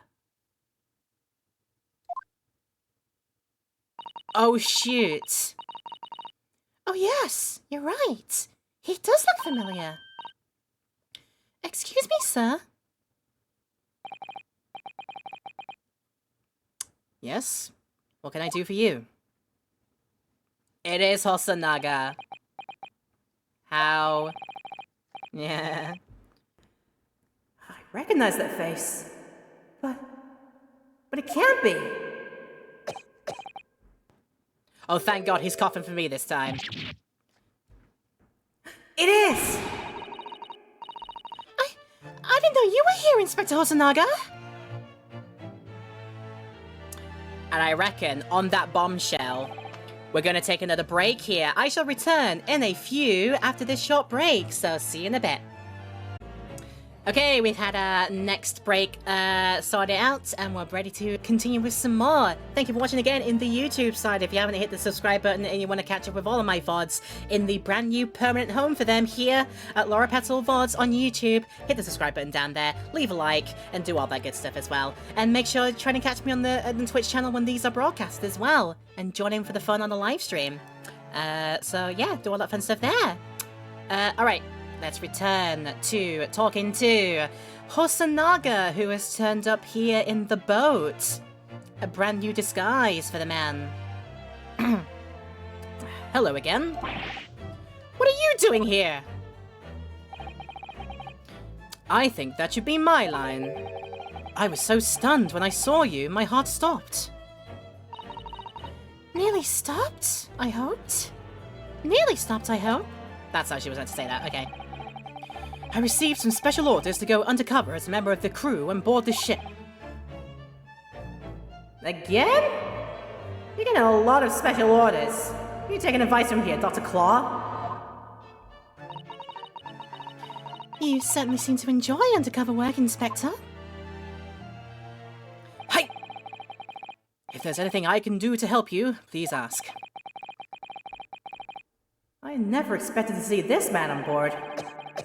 But perhaps his presence can help me out of this hopeless situation.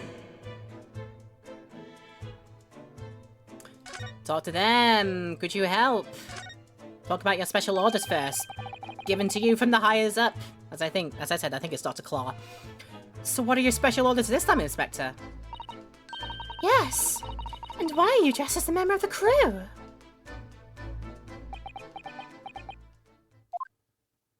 Hi. I'm so sorry. He's not going to be able to say because they are special orders, is it? This is all my fault. I take full responsibility. For what? My orders were to act as Asogi-san's bodyguard. Oh no. It was Minister of Justice Jigoku who pushed for this overseas study tour to go ahead. And he entrusted me with ensuring that Asogi-san reached Great Britain without being assassinated. Assassinated? How could that even have been a possibility? Yikes. I'm not sure. But these are complicated times. There are tensions between the world's greatest powers. Minister Jigoku said we should be prepared for all eventualities. This is incredible. I don't believe it. Kazuma-sama was assassinated? Obviously, we couldn't give Asogi-san a visible security escort. Which is why I'm undercover now, posing as one of the crew.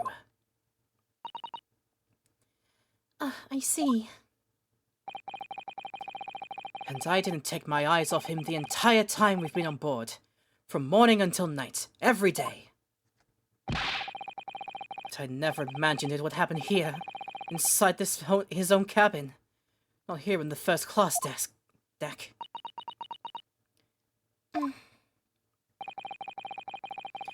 I failed miserably at my assignment, and Asogi-san is dead as a result. I'm a disgrace. All I can do is humbly apologize and bow 90 degrees and hold my pose there for 5 minutes. Inspector. So, if there's anything at all I can do to help now, just say the word. Well, not to take advantage of your predicament. We're taking advantage of this poor man. We're doing what we can to investigate Kazuma's death ourselves. I thought you might be. You didn't do it, did you? You're not the killer? Of course not! We'd really like to investigate the cabin next door. Yeah, so we need to be allowed out of this cabin. I'm sorry. What? What now? You've been deemed a risk to the ship's safety. If you move to even touch the handle of the cabin door, that stormy-looking seaman there would surely snap your neck in two. I suppose I'm not just a stowaway now. They think I'm a murderer as well. Ah, shoot. Would it be possible to give me something to work with, do you think? I'm going to need something persuasive. What do you mean? If I had a solid reason why the next door cabin should be investigated, for example, I'd do everything I could to persuade the captain to allow it. Really, I'd lay my life on the line if I had to. But I don't see how. But the player sees how. There may be a way. What? Really? Think of how you tried to persuade me of your innocence, Naruhodo-san. By presenting me with a piece of evidence that you already had in your possession. Evidence? It's just the same as when you are in court. You must have done it many times during your trial. Simply select the present panel and choose some evidence that Inspector Hosonaga could use. So evidence that would give us a viable reason to investigate the next door cabin, is it? Alright, yes. I think I might know what we can use. Let's see if I can present the detective with the evidence he needs to persuade the captain. Okay, open menu, e-court records. Probably with the diary entry, specifically the one that says...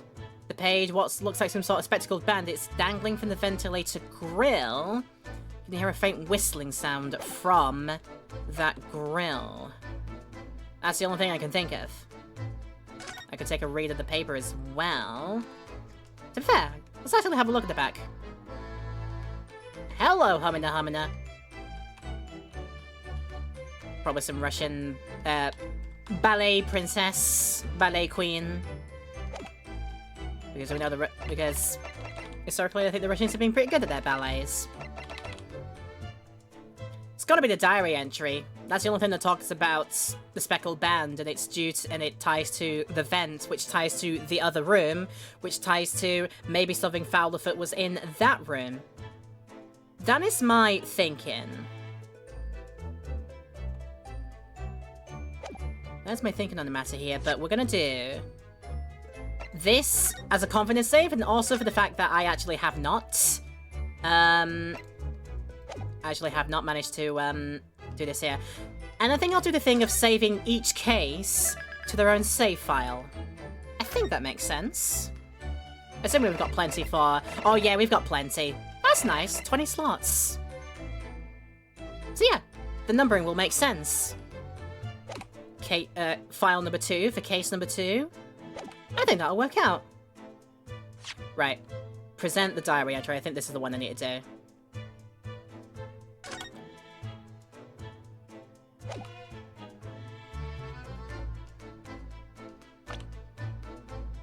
Or is it the...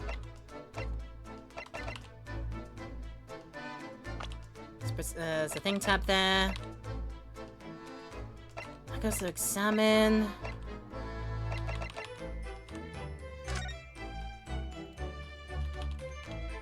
It's not letting me...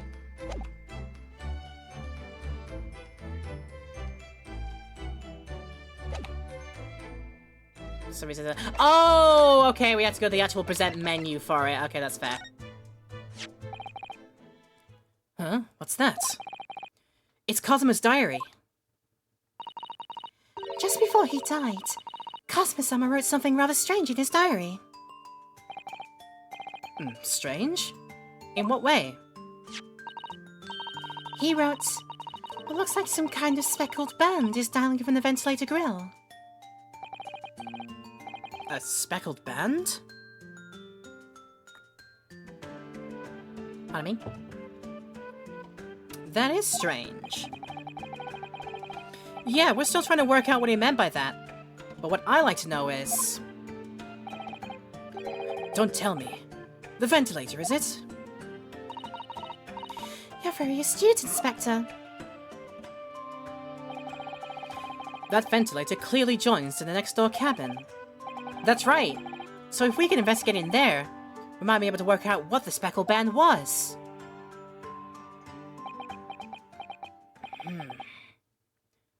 Alright then. Ah! I think I did it. I can't leave this cabin at the moment. I'm stuck here until we arrive at the next port. The captain has given me strict orders to guard the scene of the crime, you see. I'll have to entrust the investigation to you. Really? You're willing to do that? Yes. As long as you don't leave the first-class cabin area. I'm afraid I can't remove those handcuffs, though. But what about the captain? Aren't you going to guess his direct orders? Well, I'm a man of my word. And I promise you that I'll lay my life on the line if that's what it takes to convince the captain. After all, I failed to keep Asogi-san safe. This is the least I can do. Thank you. Let's seize the moment then, Naruhodo-san. Just select move, and we can leave this cabin at last. Move it, move it, move it. I like to move it. Alright, let's see what we can find out. Yay! Now we can go! Click the move button. To the first-class passageway. It's gonna be the one area that we haven't seen yet. 9th of January, 7:48 AM. Nice and bright and early in the morning. I don't think Yunosuke was a morning person, so this must be like, for him. The SS Buria, first-class cabin passageway. I'm finally out of that cabin. I have to admit, this isn't quite what I was expecting. It's less spacious out here than I thought it would be. And this is the most luxurious accommodation. Yes, indeed. Kazuma-sama was being sent on a study tour by the government. That's why he was being put up in the first-class cabin. Even still, this is about twice as large as my accommodation in steerage. Really? That must be awful. Oh, look over there. That's another crewman keeping watch.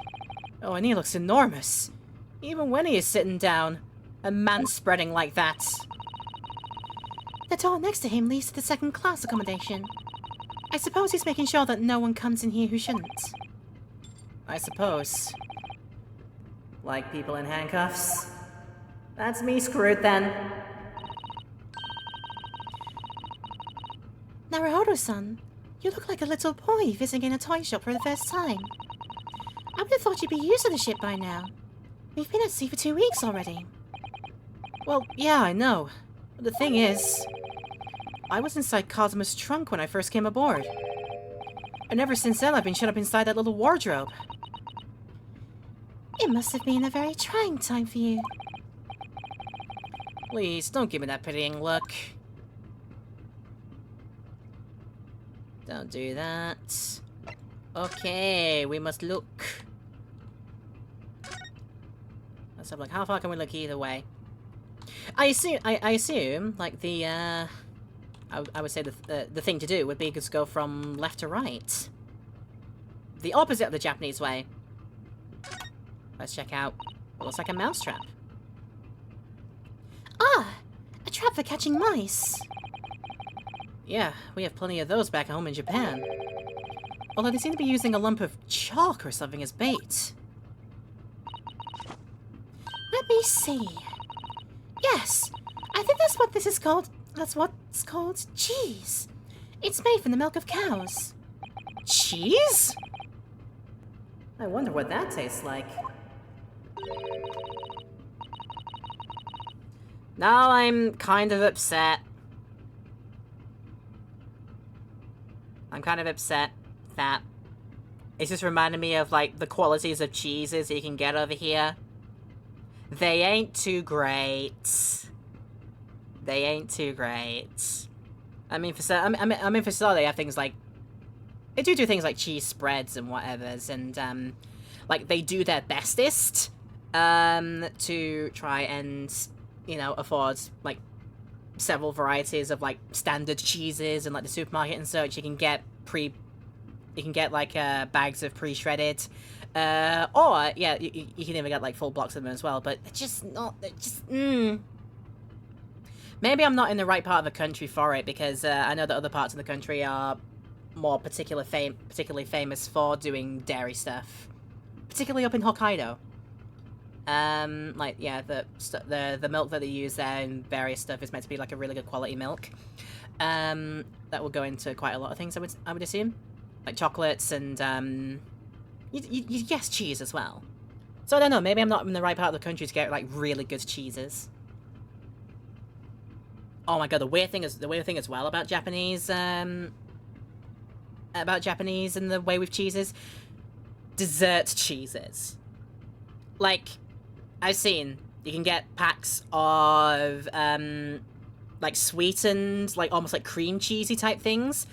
And they might even be done up with a special kind of like flavor. I've seen things like cream cheese infused with strawberry flavor. So imagine strawberry flavored cheese with like little like pieces of, I guess, freeze-dried strawberry in it as well. I've seen blueberry flavored cheese.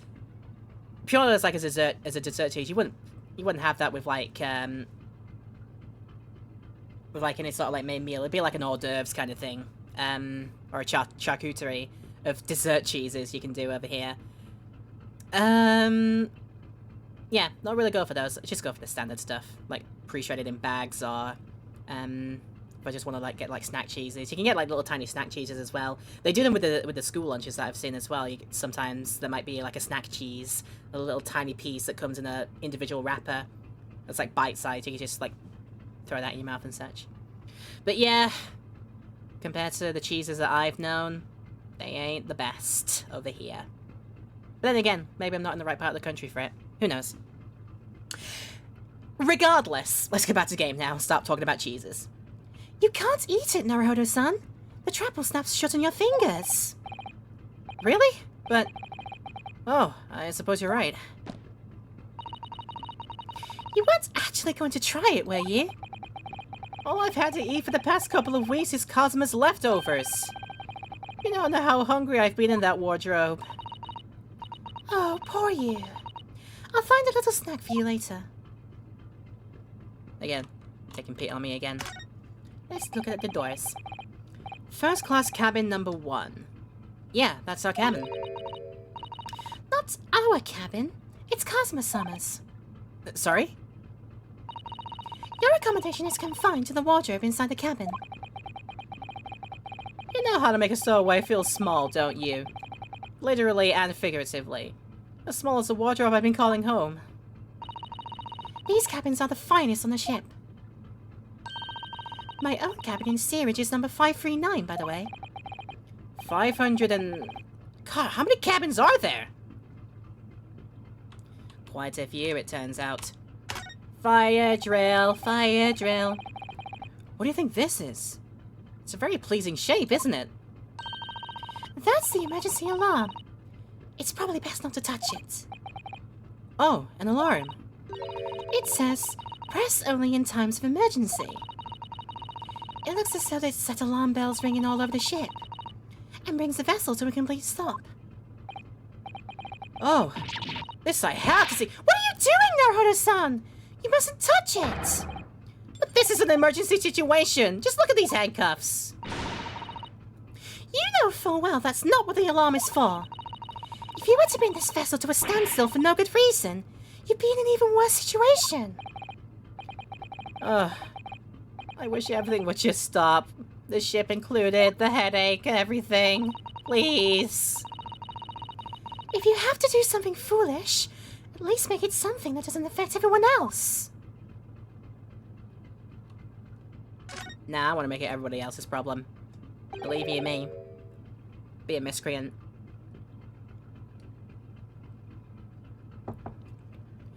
Alright, this is it. This is the cabin next to ours. The one the ventilator connects to. Yes. The ventilator from which Cosmo-sama wrote that he saw a speckled band emerging. Maybe whoever's in this cabin can help solve that particular mystery. Let's ask. Ah! Man! Oh, excuse me? We need to get inside this cabin here.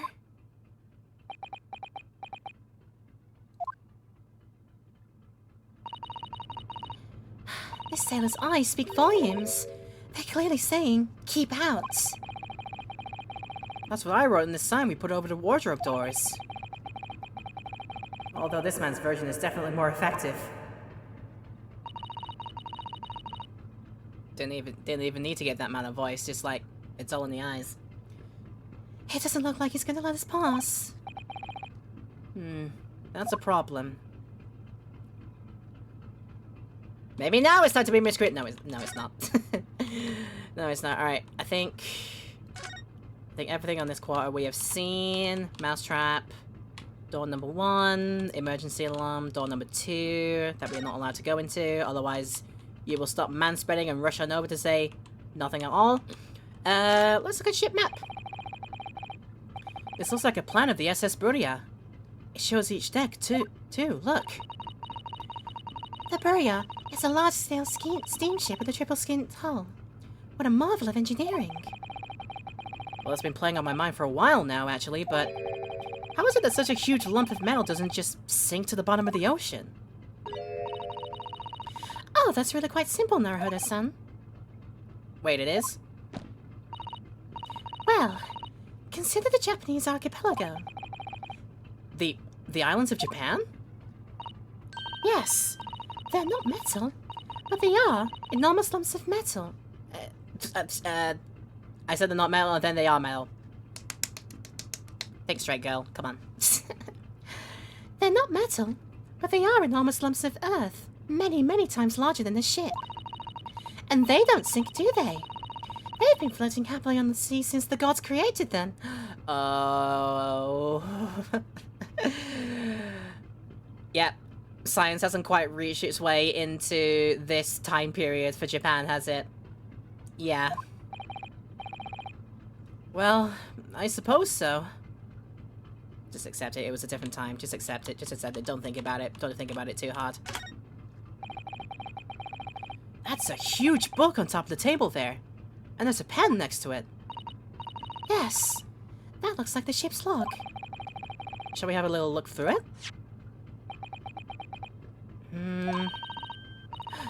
The writing is so neat and precise. Every detail about the voyage has been meticulously recorded. You wouldn't expect a rough and ready sailor to have such beautiful handwriting. And... nothing. No reaction at all. I thought he might appreciate the compliment. He would have probably... he might have if he could have understood it. I'm not sure that rough and ready is much of a compliment, Naruhodo-san. Even to a sailor. Anyway, last night's log is mostly blank. Presumably that means there was nothing to report.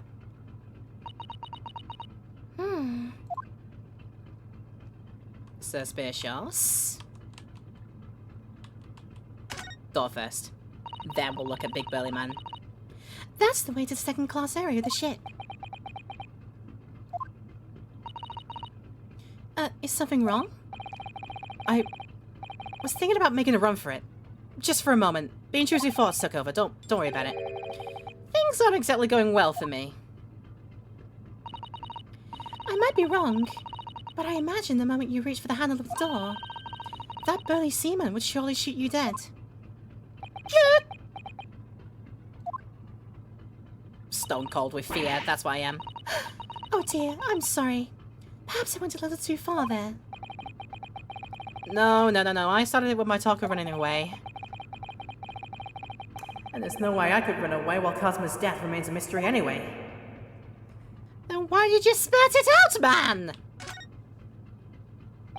Why does he say things? Excuse me, but could I ask you something? You little stowaway murderer. That wasn't a good start, was it? Alright, let me try instead. Good day, Mr. Sailor. I'm so sorry to trouble you, but could I perhaps ask something of you? You little third-class lady's maid? Oh. We seem to have caught this sailor on a bad day, Susaru-san. I am not sailor. My mother gave me name. I am senior crewman Beef Stroganoff. Beef Stroganoff. I hope you realize my mind is internally screaming.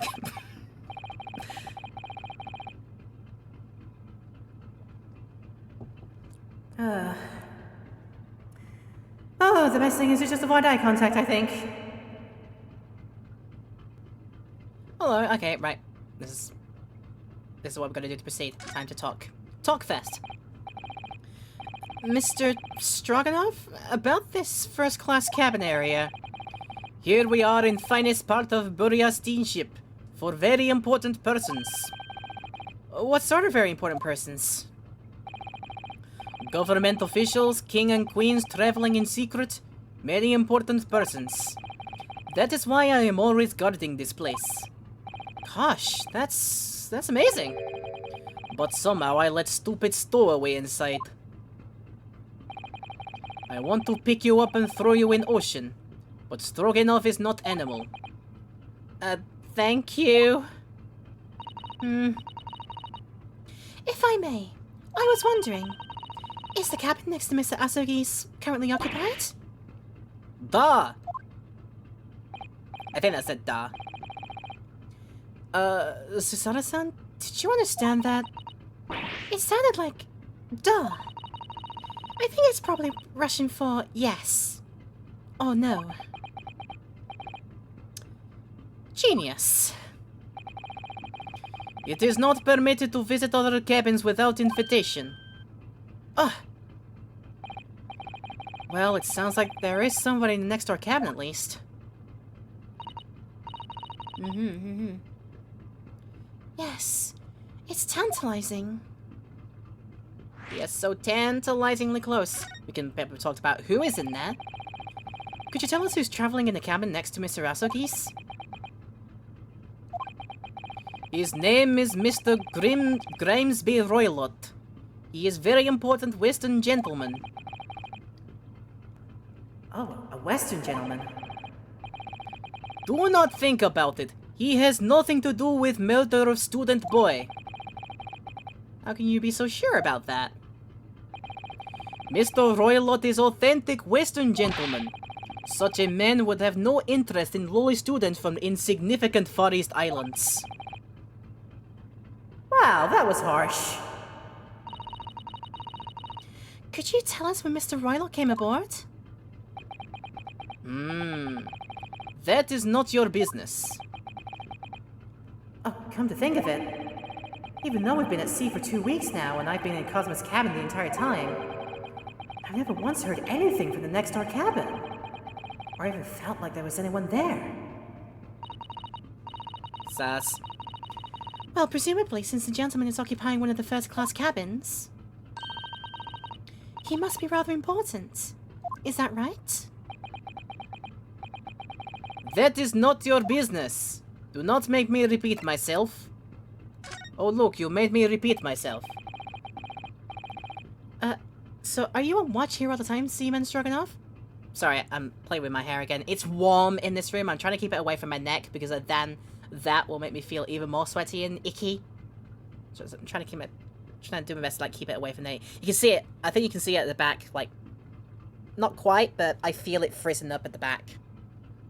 Like I said, it has been warm the past couple of days over here. I think by the time we get into the weekend and into next week, it'll stop for a while. But yeah, it has been warm. So you on watch here all the time? Duh, all time. So criminals like you cannot come in or get out. I wonder, could you tell us anything about last night at all? It is said about student boy. Were you on watch last night as well? Of course. Or should I say, what was that word again? Konechno. And did you notice anything at the time? Anything unusual? Niet! I think that's meant to be niet. Susanna-san, did you understand that? It was clearly a no. I saw nothing unusual, nothing at all. And you didn't hear any strange noises? Or sense anything was wrong in some way? You're side-eyeing. I said no! Sorry! Oh, you side-eyeing to say, why is this boy still talking to me? But I'm not so sure. I could have sworn that you wouldn't catch my eye for a moment there.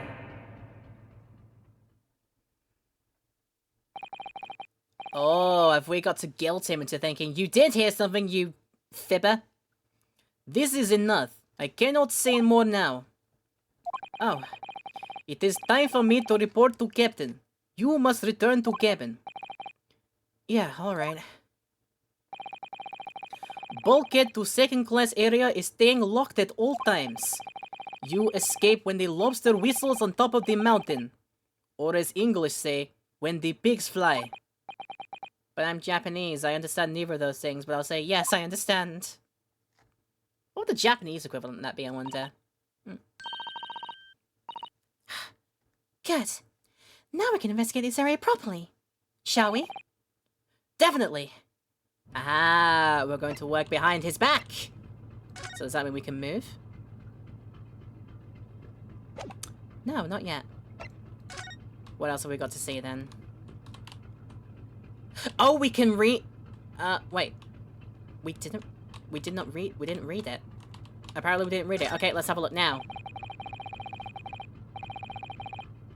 There's a pen with it too. Yeah. I'm sure that's the ship log. Shall we have a little look through it? Now we can. Every detail about is it. I feel like I'm going through a sense of deja vu here. Oh, here we go. Nope, that's like something back. That means there was nothing to report. Huh. Did I not get a look at that? Okay then. Maybe now we can examine door. And try and get in. That's what we're meant to do. Alright, this is it. This is the cabin next to ours. The one the ventilator connects to. Yes. Ventilator from his customer summer wrote that he saw a speckled band emerging. Maybe whoever's in the cabin can help solve that particular mystery. Let's ask. Knock, knock. Are you impressed by my Foley? No answer. We're out of luck, it seems. There's no one in there to help with our inquiries. Oh, annoying.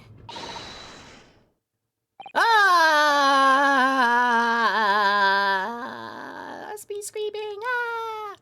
What was that? It came from inside the cabin. Such a hyper scream. It must have been a woman. Oh, okay then. Ah! There you go. Stand aside. Oh, I should say, stand aside. I'm about to break the door down. Mr. Sholmes! I shan't be stopped. When the fit is on me, I revel in kicking doors off their hinges. Wow, he's crazy. Please, wait, Mr. Sholmes. The door doesn't appear to be bolted. It doesn't? Then how the deuce can I dispatch this muscular urge? What, pray, can I kick? I think we should go in. There's no time to think about stress relief.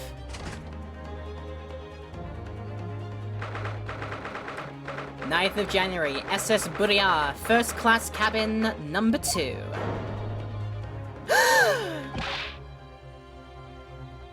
Hello, friend. Who are you? A Western gentleman. This man looks Russian to me. We heard a woman scream. A woman? Don't be absurd. As you can see, there's nobody but me in this cabin. Ah, true. This old man does appear to be the only person in here. But in that case, who just screamed? Get out, all of you, now! Please excuse the intrusion, but you're Mr. Grimesby Roylott, I believe. Oh. I was doing the Russian voice for this man. Yes, that's me. And you are? I am the one and only, the actual Sherlock Sholmes. You've heard of me, no doubt. No. I am a great detective among great detectives. One who adorns the cover of popular magazines, no less. So I assure you, you may trust me completely. That man uses the magazine like a business card. Probably is his only business card, he doesn't actually have one. A detective? I do not trust detectives. We distinctly heard a scream emanating from within these walls. But there wouldn't appear to be a lady concealing herself within the wardrobe this time. So might I be so bold as to ask you to open that small traveling case? Oh, don't be stupid. How could anyone fit in a small trunk like that? Well, it's quite fashionable these days, is it not? Traveling inside one's trunk. Don't look at me! I only did it once. Oh my god, there is someone in there. Oh my! Did you see that, Mr. Naruhodo? Yeah! The case just shook. Leave! Now! Otherwise, I'll call the steward. So this is Cosmo's neighbor, Mr. Grimesby Roylott. There's no doubt about it. This strange Russian man is hiding something. Oh, he is Russian. Huh? Huh? Is he Russian? Is he not Russian? Huh? I might go with Russian when he comes back again. We'll see. I couldn't agree more. Let's see if we can find some clues before that burly sailor returns. First, we talk.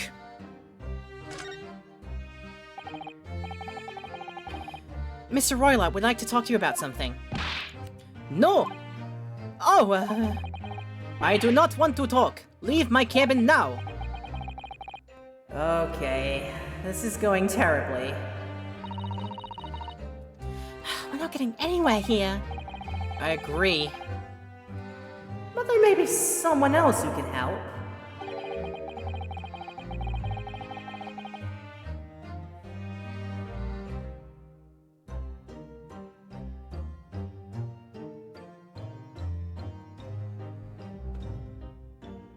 I'm convinced Sherlock Holmes has cat DNA. He'll go wherever and whenever he pleases.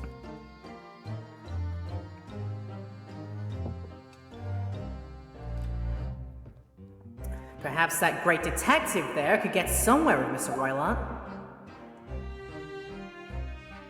Let's just double check. Will we get anything about him? We will get nothing out of him. Okay.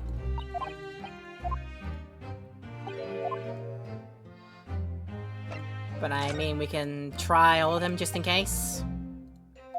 That was my PC, don't worry about it. Yep.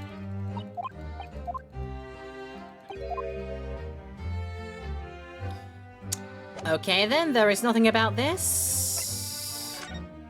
We gotta look around the room then. Let's look at everything first before we talk to, Mr. Man. Tea set. What do you think you're doing? Ah! This is my cabin! Get out! Could we just have a quick look inside your traveling case, perhaps? No! What a pity. I think we're out of luck. I think you're right. There doesn't appear to be anything more we can do. I agree. But there may be someone else who can help. Perhaps this time I should actually click on the guy over there. Let's do that then. Hey Herlock, stop being a cat for a moment. Do you have a moment please, Mr. Sholmes? You need only address me as Sholmes. That's what I just did, isn't it? Well, Mr. Sholmes, what were you doing in there? Why, I was resting, of course. Resting? Indeed. I was contemplating our sea voyage from the confines of the wardrobe whilst waiting.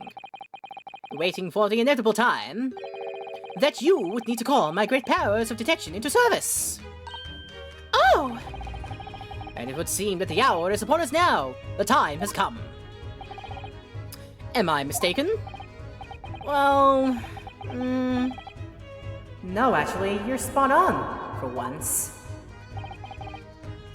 Observe closely. Our Russian host in this cabin, Mr. Roylott, is clearly trying to hide something. And do you know what is the most effective weapon to use against Russian hiding the secrets? Why? The truth, of course. I've got hiccups. Pardon me, sorry. Though it should be pointed out that such measures are not exclusively for the Russians. Right. Can you imagine how the Russian will react when the secret he guards so closely is exposed? Would you like to witness it? Oh yes, please! Alright, do your dance then. Well then, what you are about to see may well astound you. For I am about to apply my great detective's greatly admired great deduction to the case. Alright, threaten me with a good time. Could this man be a more hackneyed portrayal of a dubious Russian, I ask you? What? From time to time, it occurs to me. Is the fellow dubious on account of his Russianness, or Russian on account of his dubiousness? I really don't think either of those things should be occurring to you. Or anyone. That's right. And Mr. Sholmes. I know this man's beard and dark glasses are hard to ignore, especially on first meeting. But I once read, it is a capital mistake to theorize before you have all the evidence. It biases the judgment. Shh! I must have complete silence!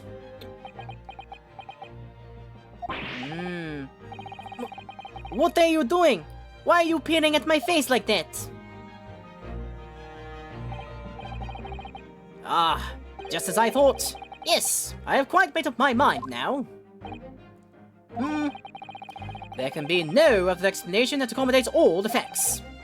Mr. Roylott, I have reached two incontrovertible conclusions. What? What do you mean? Number one, your true identity is that of a villain. Of one Robbie Rotten, I could say. You are not going to teach people how to be villains this time. I will get you this time. Using those shears, you are about to end the existence of something most dear. Are you not? And number two, the other conclusion I have drawn. You are, at this very moment no less, in the midst of committing a most grievous crime. Beneath that beard, your mouth quivers with nervous tension as you realize you have been discovered. Does it not? Oh, Naruto-san! I never imagined I would witness one of Mr. Sholmes' great deductions with my own eyes. That was a great deduction? Nothing can deceive Mr. Sholmes. In a single glance, he can deduce all there is to know about a person. What? What ineffable twaddle. Or should I rather say, what BS? Oh yes, I've read about it countless times in the adventures of Mr. Herlock Sholmes. And now I've experienced the astonishing impact of his great deduction firsthand. This is like a dream come true.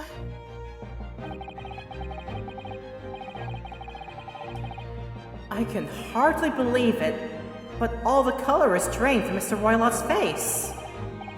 It looks like somehow both of Mr. Sholmes' conclusions were right. How could you? How could I possibly know such things, you wish to say? Very well then. I shall elucidate. I shall explain how it was that I arrived at this pair of conclusions. So do I cordially invite you upon a journey of logical discovery. Let us board the train of reasoning. Put plainly, let us work through my deductions together. Whoa! The game is afoot! The Great Deduction! Topic 1. Old Man's Identity. Conclusion. So, the dubious-looking Russian, Mr. Roylott, obviously what catches my eye in the first place is the enormous pair of shears in your hand. Now, we ask ourselves, what could you possibly want with such an implement? The answer, of course, is staring us in the face. You were on the verge of using the shears to cut away the copious beard you sport. Now, moving on. The question then begged is this. Why would you desire to rid yourself of this magnificent beard, Mr. Roylott? Once again, the answer is plain. We have clear evidence to shed light on the matter. Regard, if you will, this morning's newspaper. In particular, the fascinating front-page article. Which it would appear you have read also, Mr. Roylott. I'm sure it needs no further clarification. The evidence that reveals your true identity is the article about the revolutionary. In translation, the headline reads, Revolutionary Villain Bolshevik flees Russia via Shanghai. As you cannot fail to observe, the subject of the article possesses an extremely copious beard. Having noted the article yourself, you decided to remove your incriminating facial hair before it gave you away. In short, your true identity is beyond doubt. You are the fearsome Russian revolutionary himself, Villain Bolshevik. Not that I've heard of you myself, you understand.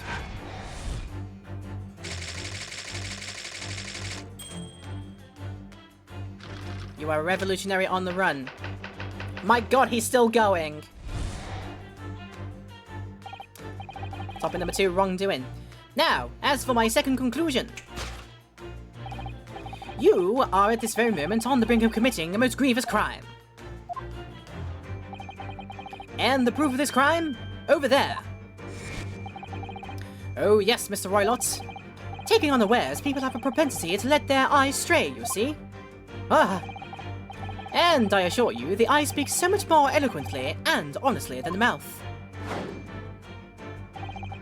The answer we seek lies where the furtive glance falls. I love how this man speaks. The proof of your crime sits before your very eyes. Yes, that traveling case.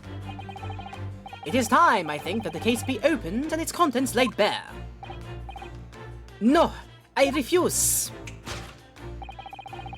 What could you possibly be concealing inside, we ask? By my estimation, a young lady, perhaps. One slight enough to fit therein. Don't be absurd! And what, pray, would be the identity of this young lady in the traveling case? Dear me. We are not well suited to a life of crime, are we? Your careless coudoué? My French was never that great. Your careless coudoué betrays you. Once again, we need only follow your furtive glance to find the answer. Yes, the reason you refuse to open your traveling case can equally be found in the pages of this newspaper.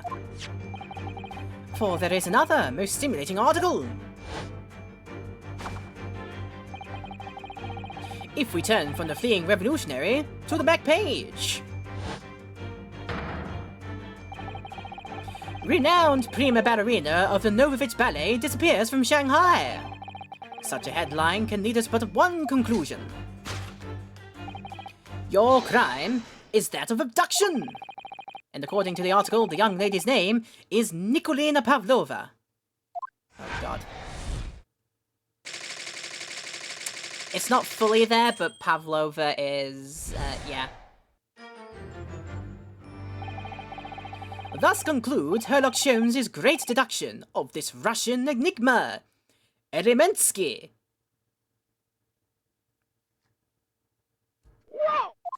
That's all I have to say to that. Elemensky, holy shit.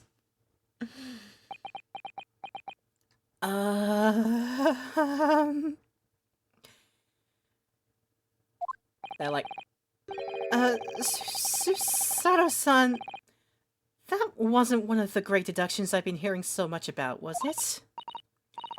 Well, the stories are full of Mr. Sholmes' brilliant deductions, you know.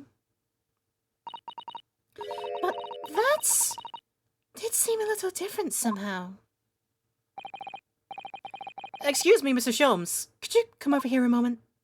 Just a teeny moment. Hey, what can I do for you? Yeah, it's about your deductions. Would you mind? Not at all. Go on. 1, what? 2, 3. I got it wrong myself. Number 1, what? Number 2, the. Number 3, beep. That's all I gotta say. Well, to start with, there's the newspaper article. I think we had the same discussion before, but, these two men look nothing like each other. Oh, yes. I recall a discussion earlier. And at the time, I believe I told you that the man is a revolutionary. well able to revolutionize his own appearance. In fairness to Mr. Sholmes, Mr. Roylott does look more like this man than you do. That's not the point. And another thing, the part about him abducting the ballerina? Indeed, a truly startling revelation. At first glance, the case would appear too small to accommodate a young woman. Not just at first glance, it is too small, clearly.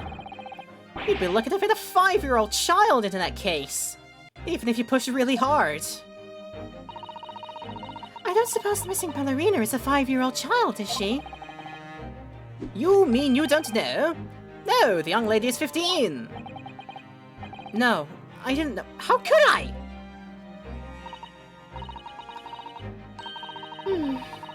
Well, if she's 15, then 10 years would be poking out from the case. Some years ago, I read something pertinent, I believe.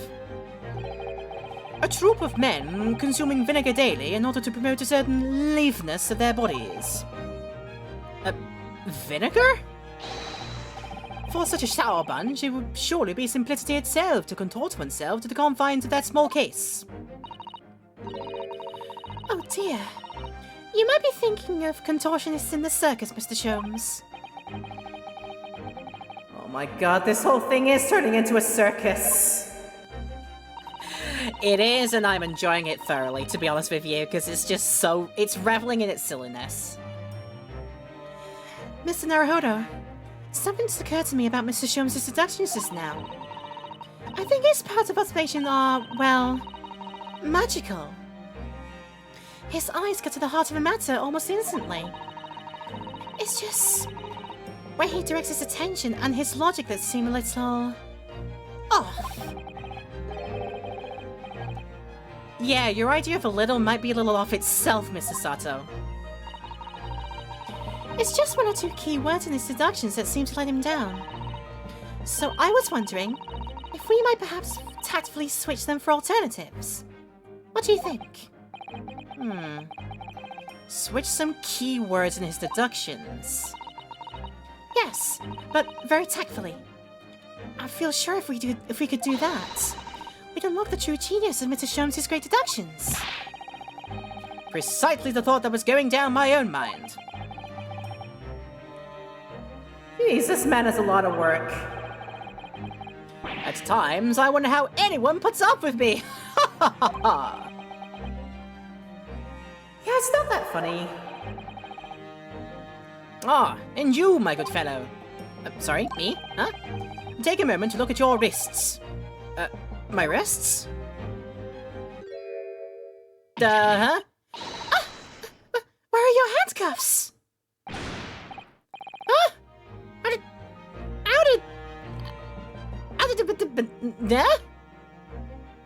Let's have him answer that after the ad break. The one is coming up right now. What a cliffhanger to leave on here, but we will be back in a few short minutes. For you in the YouTube video, we'll be instantaneously back, but for people in the Twitch stream, I'll see you in a couple of minutes. Here we are, back into it for the final little stretch of the day, probably.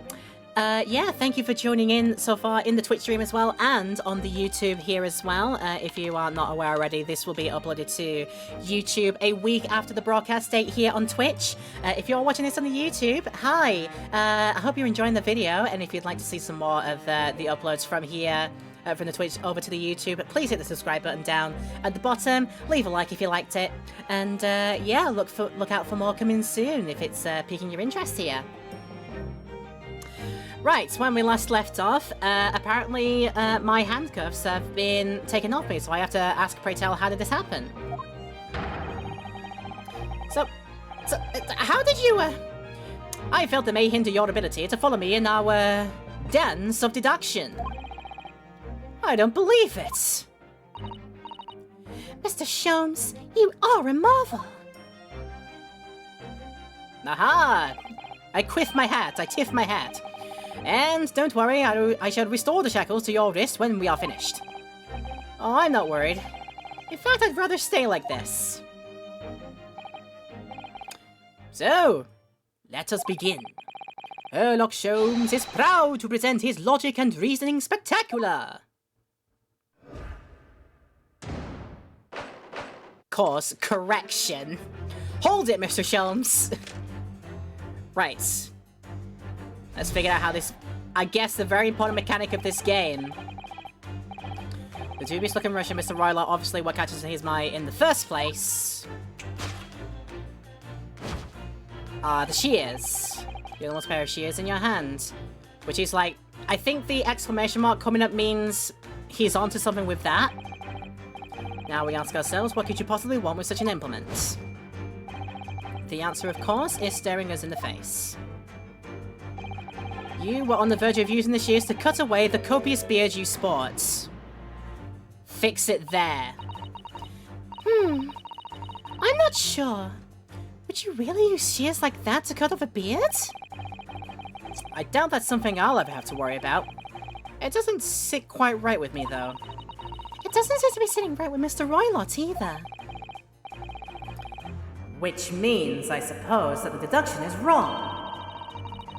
Let's try to switch a keyword here, Naruhodo-san, and see if it helps matters. Alright. But how, pray tell? How do I do this very important game mechanic? I think we should start by taking a long, hard look at Mr. Roylott. I wonder if it's really his beard that they intended to use those shears on. Exactly. If we do manage to find something that seems to fit the sense of Mr. Sholmes' deduction better... Then what? Then I'll leave the rest in your capable hands, Naruhodo-san.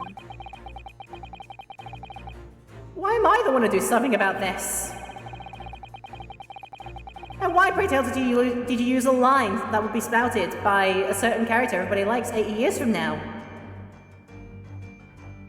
Then again, it could be more years than that. Probably like more like 100 or so years from now, but now that I think about it. That was him thinking out loud to himself, by the way. Well, anyway, let's see if there's anything we can even use to switch around in that last sentence. What exactly was Mr. Roylott really going to use those enormous shears for? Okay. Not copious beard. I would not think the hat. But what else can we have a look at?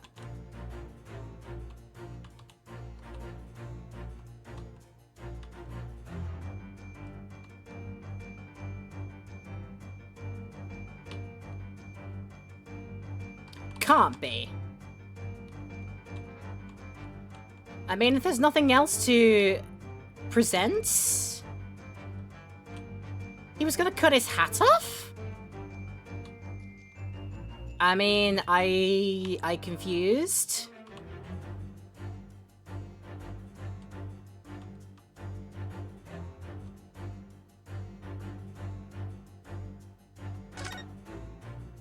Really?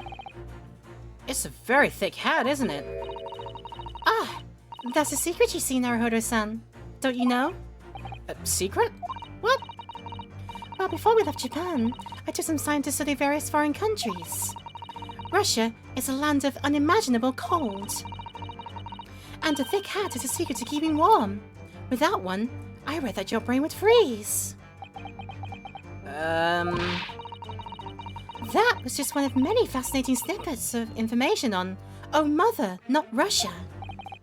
That's a book and a title and a half. I think maybe you picked the wrong book there. Oh, wait. Oh. Oh, hello, there's hair. The golden locks in the back of you. There we have it. What the? What's this?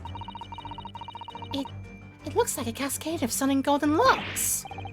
No. The color's not the point. The point is, what's it doing on the back of Mr. Roylott's head? And how's it growing out from underneath his thick black hair? Well, yes, that's true. So it's stunningly beautiful and stunningly surprising. Okay, something's definitely not right here. So I'm seeing now we can have a look all the way around the person to, or the subject to get what we're going at here. Right, present the fact that you were going to cut off your golden hair. Yes! Yes! Smashed it, I think. He's doing it as well. I mean, it's a dance of deduction. Why wouldn't you dance along with it? You were on the verge of using the shears to cut away the golden locks you spot. Indeed, you have identified the precise detail I was intending to expose. Such lush, golden hair certainly does not befit an old man. Oh. You're not a man at all. You're a woman, and judging from the length and sheen of your hair, one still very much in her youth. Oh no. If only I'd managed to cut off my hair, no one would have suspected. The question then begs this: why would you desire to rid yourself of those magnificent locks? Once again, the answer is plain. We have clear evidence to shed light on the matter. I'm sure it needs some further clarification. The evidence that reveals your true identity is the article about the revolutionary, not the revolutionary. Probably the other article. Well, that was a shock. I had no idea the old man was really a young woman in disguise. Did you? If it turns out that you're actually the ballet dancer... Huh. What? Why are you staring at me like that? Yes, it was a surprise. Naruhodo-san, you're enjoying this, aren't you? Sorry? You look like you're in your element as you dance around the room deducing the facts with Mr. Sholmes. I'm just doing what we agreed. I'm not having fun or anything. This is strictly business, not strictly Yes, I understand. Say no more. Well, anyway, let's focus on the next part of Mr. Sholmes' deduction, shall we? The evidence that he's picked out doesn't fit the facts at all now. No, that's true. Given that Mr. Roylott is actually a woman. Exactly, he, or rather she, can't possibly be this merciless revolutionary. I suppose it's because the deduction as a whole has taken a different direction now. Yeah. Let's switch the evidence for something else. Something that fits the facts as we now understand them. For some reason, this woman needed to try to hide her true identity. I feel as though I've either read or heard about a young woman in a situation like that recently. Alright, I'll do my best. Alright, open up the newspaper, examine it. What we actually want is the story on the back, because this is actually whomst you are. As I'm led to believe. We'll see, though. This is interesting. Have you found something relevant, Naruhodo-san? Well, no, I mean, it looks like it might be interesting. I can't read a single word, I'm afraid. No, nor could I, but look at the picture. Perhaps it's about a beautiful young Russian princess, do you think? She is very pretty, isn't she? I suppose you enjoy articles like this, don't you? No. I don't know. I can't make any sense of it. Ah, I'm glad you noticed this article. Allow me to give you a short summary of its contents. Oh, thank you. Man, he pops up everywhere, this Mr. Sholmes, even in this scene. It's about the disappearance of a young lady last night. Renowned prima ballerina of the Novovich Ballet disappears from Shanghai. During a performance in Shanghai, the famous dancer was reported missing. She is, of course, the talented young Nikolina Pavlova. Man, why are Russian names so hard to remember? They ain't when they eat Ace Attorney. Because they're so just in your face about the pun they're making, and how they're trying to tie it with cultures and such, or perceived cultures. It just... you're never gonna forget them. I don't think I'm ever gonna forget, Biff Stroganoff from before. Like, Jesus. Like I said, I was screaming internally here in that line. It would appear the woman was in costume when she was found to be missing from her dressing room, wearing the diamond tiara you see pictured, which is worth some 20,000 rubles. Oh, how much is 20,000 rubles? I have no idea, but I'm quite sure it must be an unbelievable sum of money. At that time period, yes. I believe so, because counting for inflation and such. Susana-san's eyes are shining like diamonds themselves. The tiara is property of Novovich Ballet. It would seem the director is beside herself with worry. Yeah, I'm not surprised. The company is most anxious to recover both Miss Pavlova... let's say her name properly this time. The company is most anxious to recover both Miss Pavlova... I keep doing it! The company is most anxious to recover both Miss Pavlova and the valuable tiara. They've requested international assistance at all ports with sailings to Great Britain. Could this be another case of a Russian fleeing his or her country? It does seem to be the Russian thing to do. Mm-hmm. I'm not even going to dignify that with a response, Miss Naruhodo. I mean, people want to escape dangerous regimes in their countries all the time. It's fine. It's absolutely fine. But now we have the evidence about the article about the ballerina in our court record. An article on the back page of a Russian newspaper. The headline reads, "Renowned prima ballerina of the Novovich Ballet disappears from Shanghai." So now that's in our evidence, and we can present that to make this statement better. I would assume. This is also because I haven't done this in a while, but we are going to confidence save. It's the game, you're allowed to save when you like, okay? It's fine. Right, present this. Yes! Yes! It's actually the article about the ballerina. Ha! The evidence that reveals your true identity is, of course, the article about the ballerina. That's right, you hit the nail on the head. The renowned prima ballerina of the Novovich Ballet disappears from Shanghai. It would appear we are finally able to address you by your true name. Yes, because your true identity is that of the Novovich Ballet's prima ballerina, Miss Nikolina Pavlova. Ah!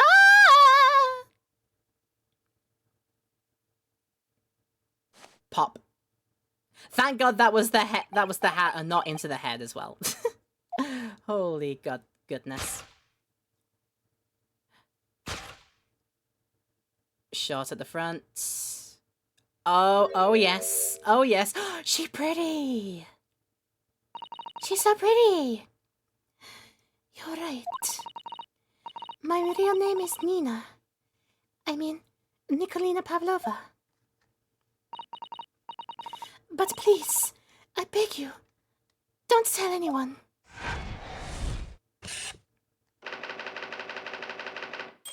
You are actually a ballerina all run. Case solved! Now, obviously this bit has to change because you can kidnap yourself? Question mark? Anyways, as for the second conclusion, you are at this very moment on the brink of committing a most grievous crime. Really. The proof of this crime over there. In the thing. Oh yes, Miss Pavlova. I keep saying Pavlova, it's not, it's Pavlova. Taken unawares, people have a propensity to let their eyes stray. And I assure you, the eyes speak so much more eloquently and honestly than the mouth. The answer we seek lies where the furtive glance falls. The proof of your crime sits before our very eyes. That traveling case. It was the wrong traveling case, huh? Was it? Because it was two. Wasn't there two in the room? Or am I not remembering? We'll see. This woman is the ballerina, and she's right in front of our eyes. So clearly she can't be inside that traveling case as well. No, that's right. It seems she wasn't abducted at all. In which case, what is the crime this young woman is apparently committing? I can see I'm gonna have to step in and fix the great detective's mistakes again. You seem to look pleased, Naruhodo-san. Do you like the idea of another chance to dance around with Mr. Sholmes? Stop it. Anyway, there must be something else here that shows what this woman is up to. Let's look around. Oh! So the traveling case isn't part of it. Waste paper basket has no reason to be there. I think she smuggling the tiara. Smuggling the tiara. Either she's playing as a fake ballerina just to get into the prestigious ballet group to pull off a great heist, because this is worth a lot of money. I think it's this. Yes! Yes!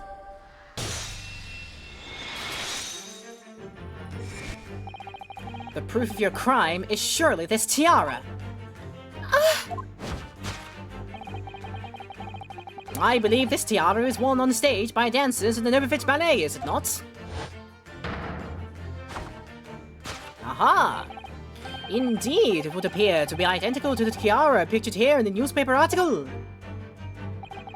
And if the reporting is to be believed, it's an item worth 20,000 rubles. In summary, the crime you have committed is theft. Oh no!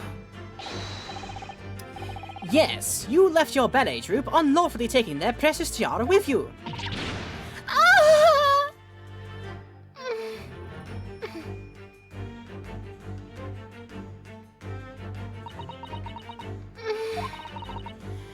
I have no one, no family, no friends. I am all alone, and I need money. But I did not steal the tiara. It was a present. How do you say? An Earl of Prussia. It belongs to me.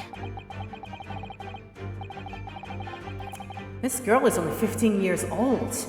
She's run away all by herself. She must have been extremely lonely. Yeah, it was a different time. They'd be considered, like, of age at a way earlier point in their lives. It does track. All right. I will tell you everything. There is no point in hiding it now. Come, come, let us not be hasty. What? There remains one unsolved mystery about you. Mystery? What do you mean? You have staunchly refused to open this traveling case of yours in our presence. It is reasonable to conclude, therefore, that there exists some reason why you wish for it to remain closed. Is that not so, Miss Pavlova? My dear girl, there is no sense in playing games with me. Nothing escapes my attention. Indeed, I have a very good idea of the contents of your case, even before I have ever laid eyes on them. Go on then. Dear, dear me, we are not well suited to a life of crime, are we? Your careless coup d'oeil betrays you. Once again, we need only follow your furtive glance to find the answer. Yes, the reason why you refuse to open your case is written in the books on the shelf. That's not right. He's completely changed tack with his deduction now. I think Mr. Charles is adapting his logic to the changing circumstances, don't you? Maybe. But why has he suddenly brought the bookshelf into all this? It's just a wild guess, surely. Oh, do you think so? Well, it doesn't seem likely the reason why this young woman doesn't want to open her case would have been written in a book that doesn't even belong to her. Yes, that's true. But still, Miss Pavlova certainly did cast her eyes in that direction. I noticed it myself. Then there has to be another reason why she won't open her case. And it must be somewhere in the same area if that's where her gaze was involuntarily drawn. I agree. That's the only answer. Whatever she has hidden inside that case should be revealed by following her gaze in the direction of the bookcase. Where else? The small picture. All the books on the shelf. All the rules of passage. Don't think there's anything else on the wall here. Alright, for some reason you think the...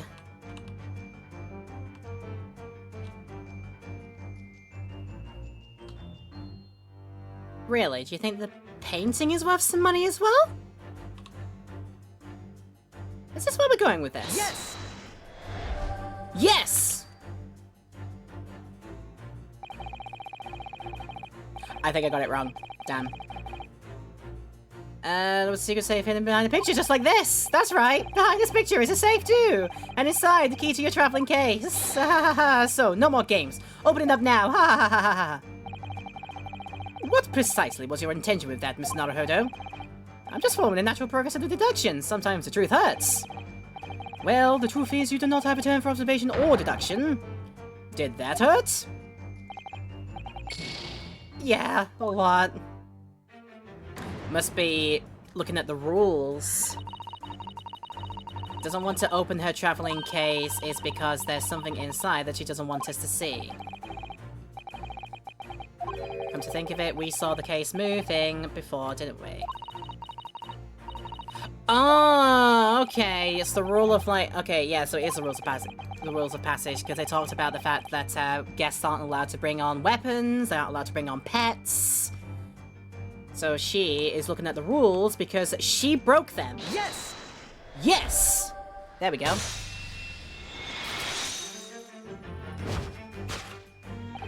I should have also read the quote there. If we can open up the history.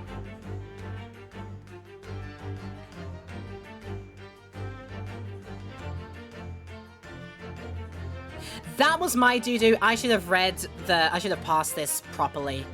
The reason why you refuse to open the case is written in the Nantaka on the Nantaka. It's not the fact that because it was this that you wanted to take away, it was because you've done something that broke the rules written on this thing here. I should have passed the sentence better. That's my fault. Yes, the reason why you refuse to open your case is written in the rules of passage. Passengers must not keep weapons or other dangerous objects in their cabins. Pets are also strictly forbidden. Inside that case of yours is something forbidden from carriage onto this vessel. That is the real reason why you refuse to open it, thus revealing its contents. Oh, that's an animal in that one, in that case. As we've seen, the trunk wobbles from time to time, but no weapon or other dangerous item would move on its own accord.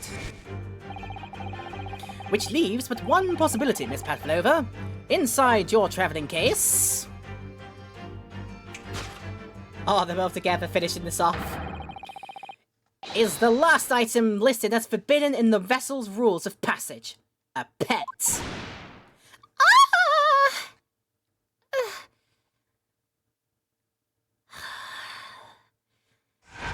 Bоже mой. See, I know a little bit of Russian. Bоже mой. Possession of a prohibited animal is your wrongdoing. Case solved. Deduction complete. Elementsky. I had to. I hate the joke, but I had to. So clearly, you aren't who you said you were. No. I am not Grimsby Roylott. My real name is Nikolina Pavlova. Everything you said was correct. You absconded during one of your ballet company's performances in order to escape your homeland. Later that same night, you stowed aboard this vessel. Which couldn't have been easy. The Burrier is a huge steamship with a vast crew. Could you really have snuck on board without being noticed? In order to obscure your true identity, you somewhat recklessly took the guise of an old gentleman. And you intended to sever all links with your past by severing your long hair. Yet to a woman, hair is no trifling matter.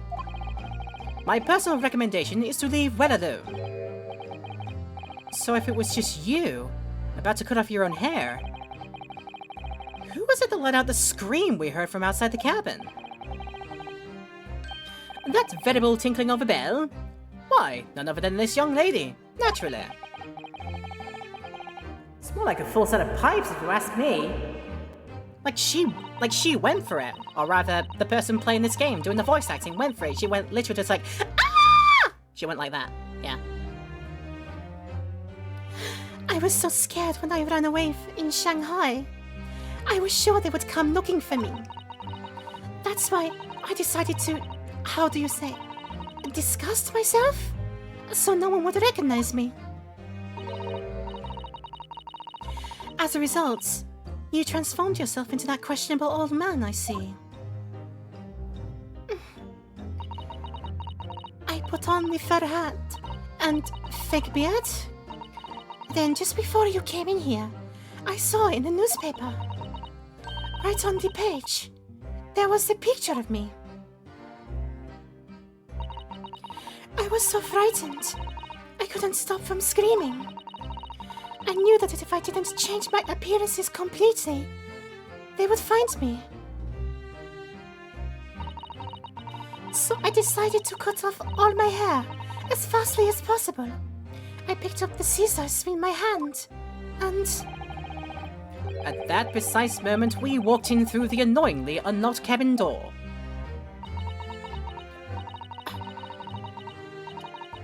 Things happen like that sometimes, don't they? They happen sometimes. Yep.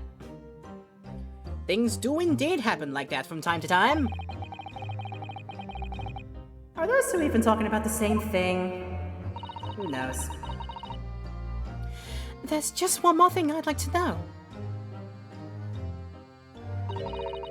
What exactly do you have inside your traveling case? You are right. It is my dear friend inside. My only friend in the whole world. Please, don't tell anyone. If the captain finds out, if you say to any of the crew. Your secret is safe with us, I assure you. But in return, you must tell us in as much detail as you can muster about the events of last night.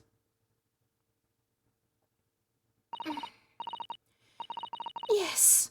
All right. I will tell you. Well, Miss Naruhodo? Wasn't it something? Mr. Sholmes' great deduction? Yeah, it was certainly something. Yes. I'm just not entirely sure what. But at least Miss Pavlova... I keep saying that name wrong. So at least Miss Pavlova has agreed to tell us what she knows. That's incredible. Indeed, it is incredible. Stop shouting out like that. You're scaring the poor woman. Ah, and one more thing. Oh, yeah? What? Observe your wrists. My... Oh, no. Ah! Ah! Your hands! They're cuffed again! What? But how? True to my word, I have restored your shackles. Ugh. When? And why? There is still a shadow of guilt cast over you, Mr. Naruhodo. I'm sorry to say, it can't be helped at the moment. As you would say, shogunai.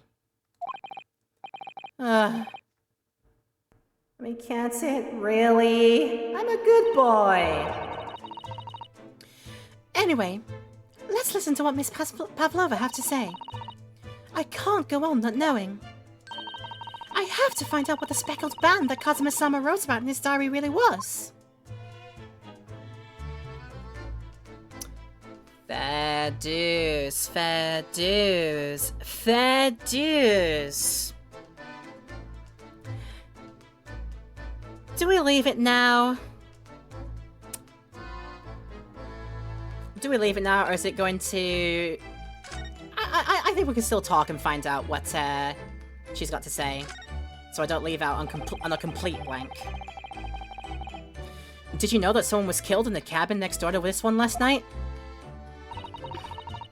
One of the crewmen told me this morning, while I was eating breakfast. The man who died, he was a friend of mine. That's why we're trying to find out what happened. Did you notice anything unusual last night? Perhaps you heard a strange noise, for example. Perhaps people talking? Perhaps the ship was absorbed in the wild tempest? Perhaps its steam engine exploded? Perhaps everyone on board would have noticed if that had happened. Miss Pavlova? Is there anything you can tell us? I don't know. I'm sorry, but all I could think about last night was what I had done and whether they would find me. I didn't notice anything that was happening around me. Okay, I see. Let's talk about running away. You've run away from your ballet company, haven't you? The Novovich Ballet? Yes. I am traveling to Great Britain, and from there, I want to go to America. I will never dance again. I want to forget everything about the ballet. I will start a new life. Goodness.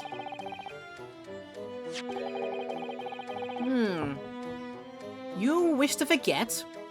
A challenging proposition when you had that striking tiara as a reminder. But the tiara is mine. I need it to live.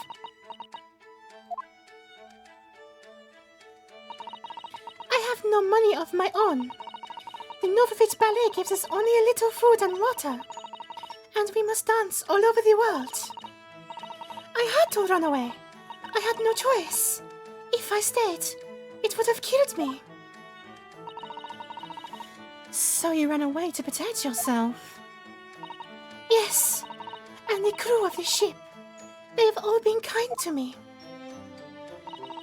They let me come on board, and they said I could hide in this cabin.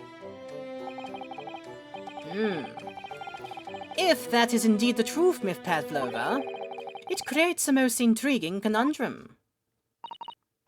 Yeah, it does. What do you think about him, Miss Naruhodo? Me? Oh, well, yeah. Of course. I think we should hear Miss Pavlova's explanation. To what conundrum? I'm not sure, but I'm not telling them that out loud. Now, shall we talk about all the things in order? Naturally. Miss Pavlova, allow me to pose you a riddle.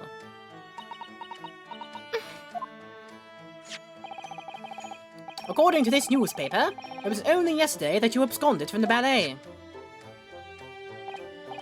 Now, that being the case, it must have been last night that you boarded this vessel.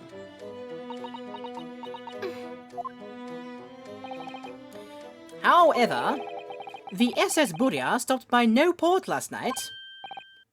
Oh, that's it, of course! How did it not? It did say it was going to stop in Shanghai, but maybe it did it fairly early on. So, how is it, pray, that you come to be aboard?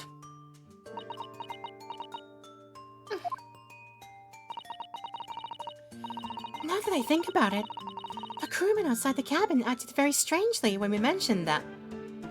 Oh, yeah, true.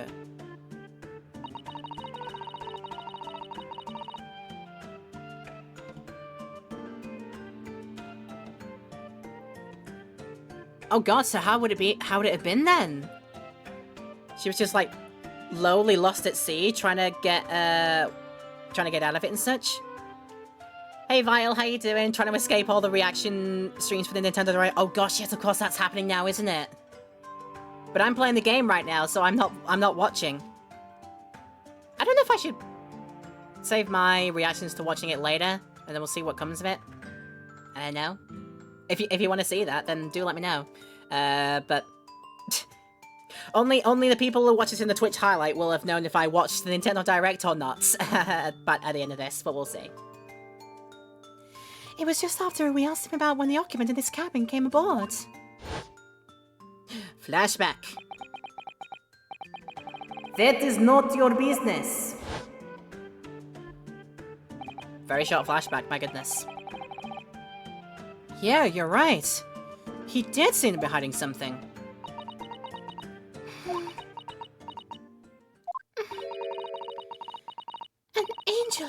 from the heavens, bringing grace and beauty to the stage. Sorry? What was that? It is how the Russian newspapers described one of my performances. And that is how I came here too. I descended from the heavens, because I am an angel. Considering English isn't your mother tongue, your description is very vivid.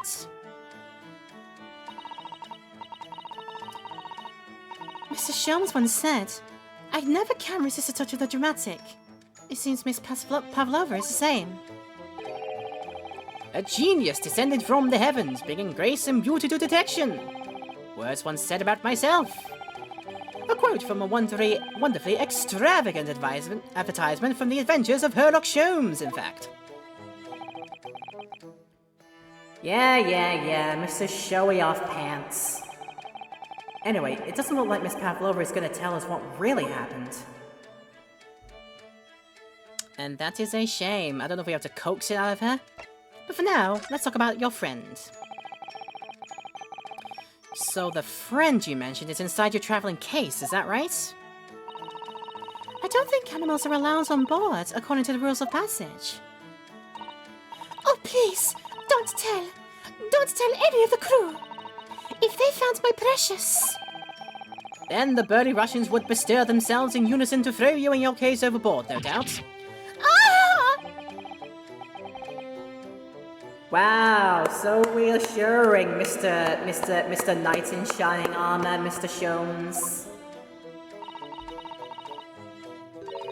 But what sort of a pet is your friend? A little puppy? It is, isn't it?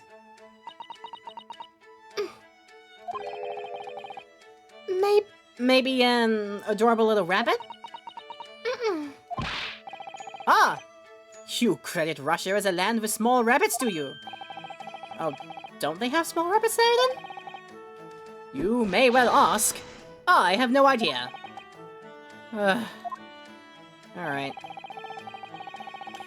You two are miserable bunglers when it comes to underestimating the nature of young ballerinas as friends. Isn't it obvious? It must be a chicken. Really? Consider the benefits. A rousing wake-up call, daily fresh eggs, and when adversity strikes, it could satisfy the needs of sustenance. So you would eat your friends. Right, I'll remember that. No. I think this is going to the fact that she actually has a pet like adder or a pet snake. Particularly, a speckled band. That's where I see this going. Let's see if it does. Well, it would appear this friend's identity is a closely guarded secret, not to be revealed. You laugh at the strangest things, my sir. She obviously doesn't quite trust us yet. It's something I should like to show her, I think. Maybe she might be able to shed some light on it. Okay. Present something that she'd like to, let us know about.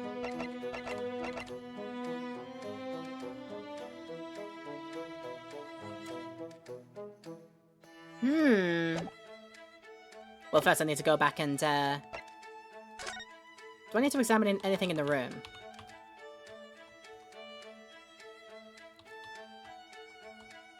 Oh gosh, do I need to look at anything in the room? I don't think...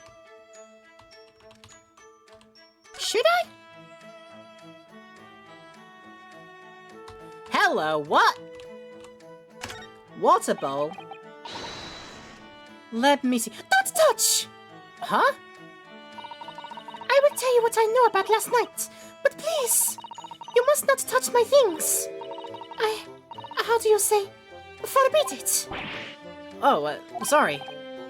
As well you should be, young man. What vulgar manners you have. Poking around in a young lady's private belongings? Neither shall I allow it. Hypocrites. Right, so I'm not allowed to look at anything in the room, so it must be something that I've got to actually present then. Maybe you can elucidate about the article? Miss Pavlova, about this article.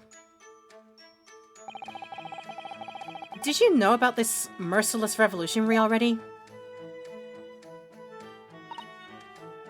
No. But when I saw the picture, I couldn't believe it. He looked just like me in my disguise. Huh? Gosh, am I the only one around here with eyes? The other man, the one wearing the brown, he also said so. He said we looked the same. Yeah, he says a lot of things that are kind of, you know, bogus. But I've got a strong feeling that besides you and the great detective, you won't find another soul on this ocean who thinks there's any similarity there at all. Mr. Naruhodo, I will not allow you to speak ill of Mr. Sholmes. Oh, no, no, I wouldn't dream of it. No, sirree, no. No, sirree, Bob.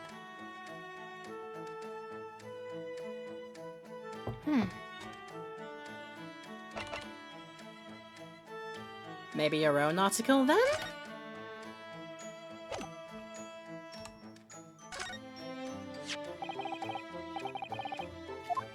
About this article. You look so beautiful. Like a fairy. I'm scared. If my picture is in the newspapers. Oh, you poor girl. Man, she's so young, just 15 years old. For her to have run away all by herself. She must have felt very, very alone.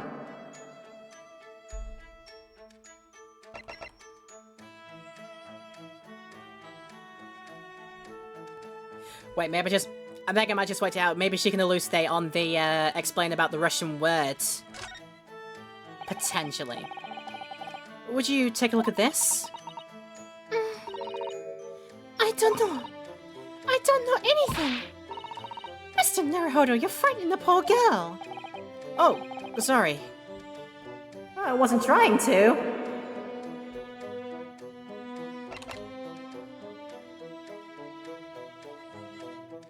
Diary, perhaps? I don't know what else to present. Oh, this probably might be it. This is a diary of my friend who passed away.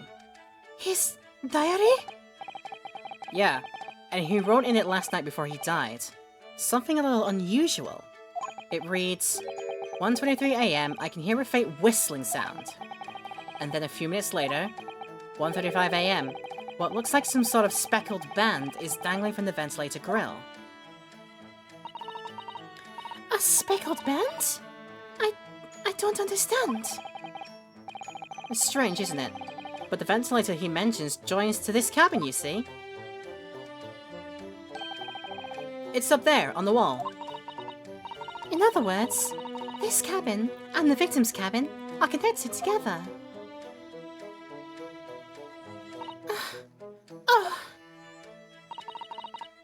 Miss Pavlova, has something occurred to you? Does the speckled band the victim mentions mean something to you? Or the whistling sound, perhaps? No. I don't know anything. Oh.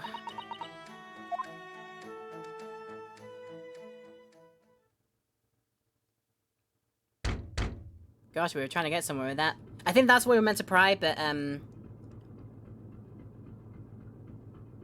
let's try and formulate some sort of connection between the two rooms and confirm it. But now maybe we've got something in here. Knock, knock. That's my excellent thing in here. Excuse me, Mr. Roylott. Yes? What? Wow, she's fast. That's what these games do. They'll do something, like, freakishly quickly. Captain would like to speak with you. You must come to Captain's quarters at once. Please. Alright, I will come now.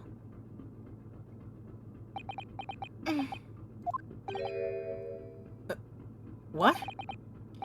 You must leave. Now. Oh, no, it's fine. Don't mind us. Yes. Please don't worry yourself, Mr. Roylott. Get out! The passenger said out! Or you want me to throw you out? Well, it looks like we'll have to leave investigating this cabin until later. What a pity. What a pity indeed. And so we lost our chance. Having still not managed to investigate Miss Pavlova's cabin, we were unceremoniously chased out. That is to say, we were quite literally picked up and thrown into the passageway outside. To be continued. Man, that's actually a perfect segue into the next time we stream this.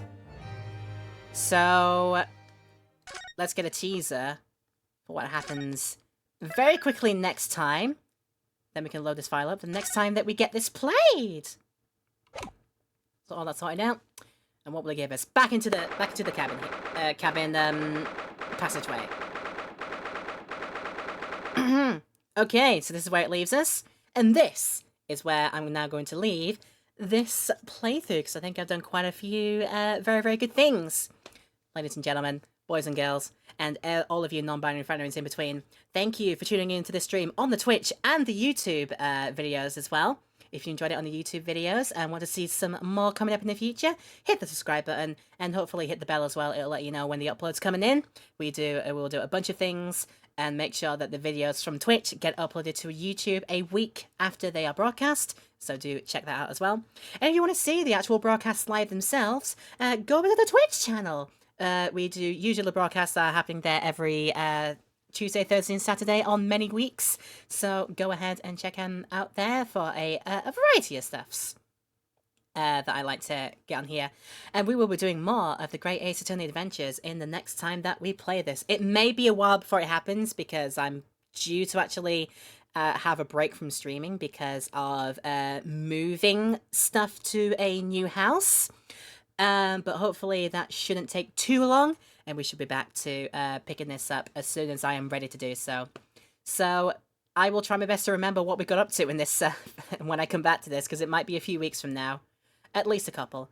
So, yeah, might be a while, but I'll hopefully see you all very soon in the YouTube portion and in the Twitch portion right here.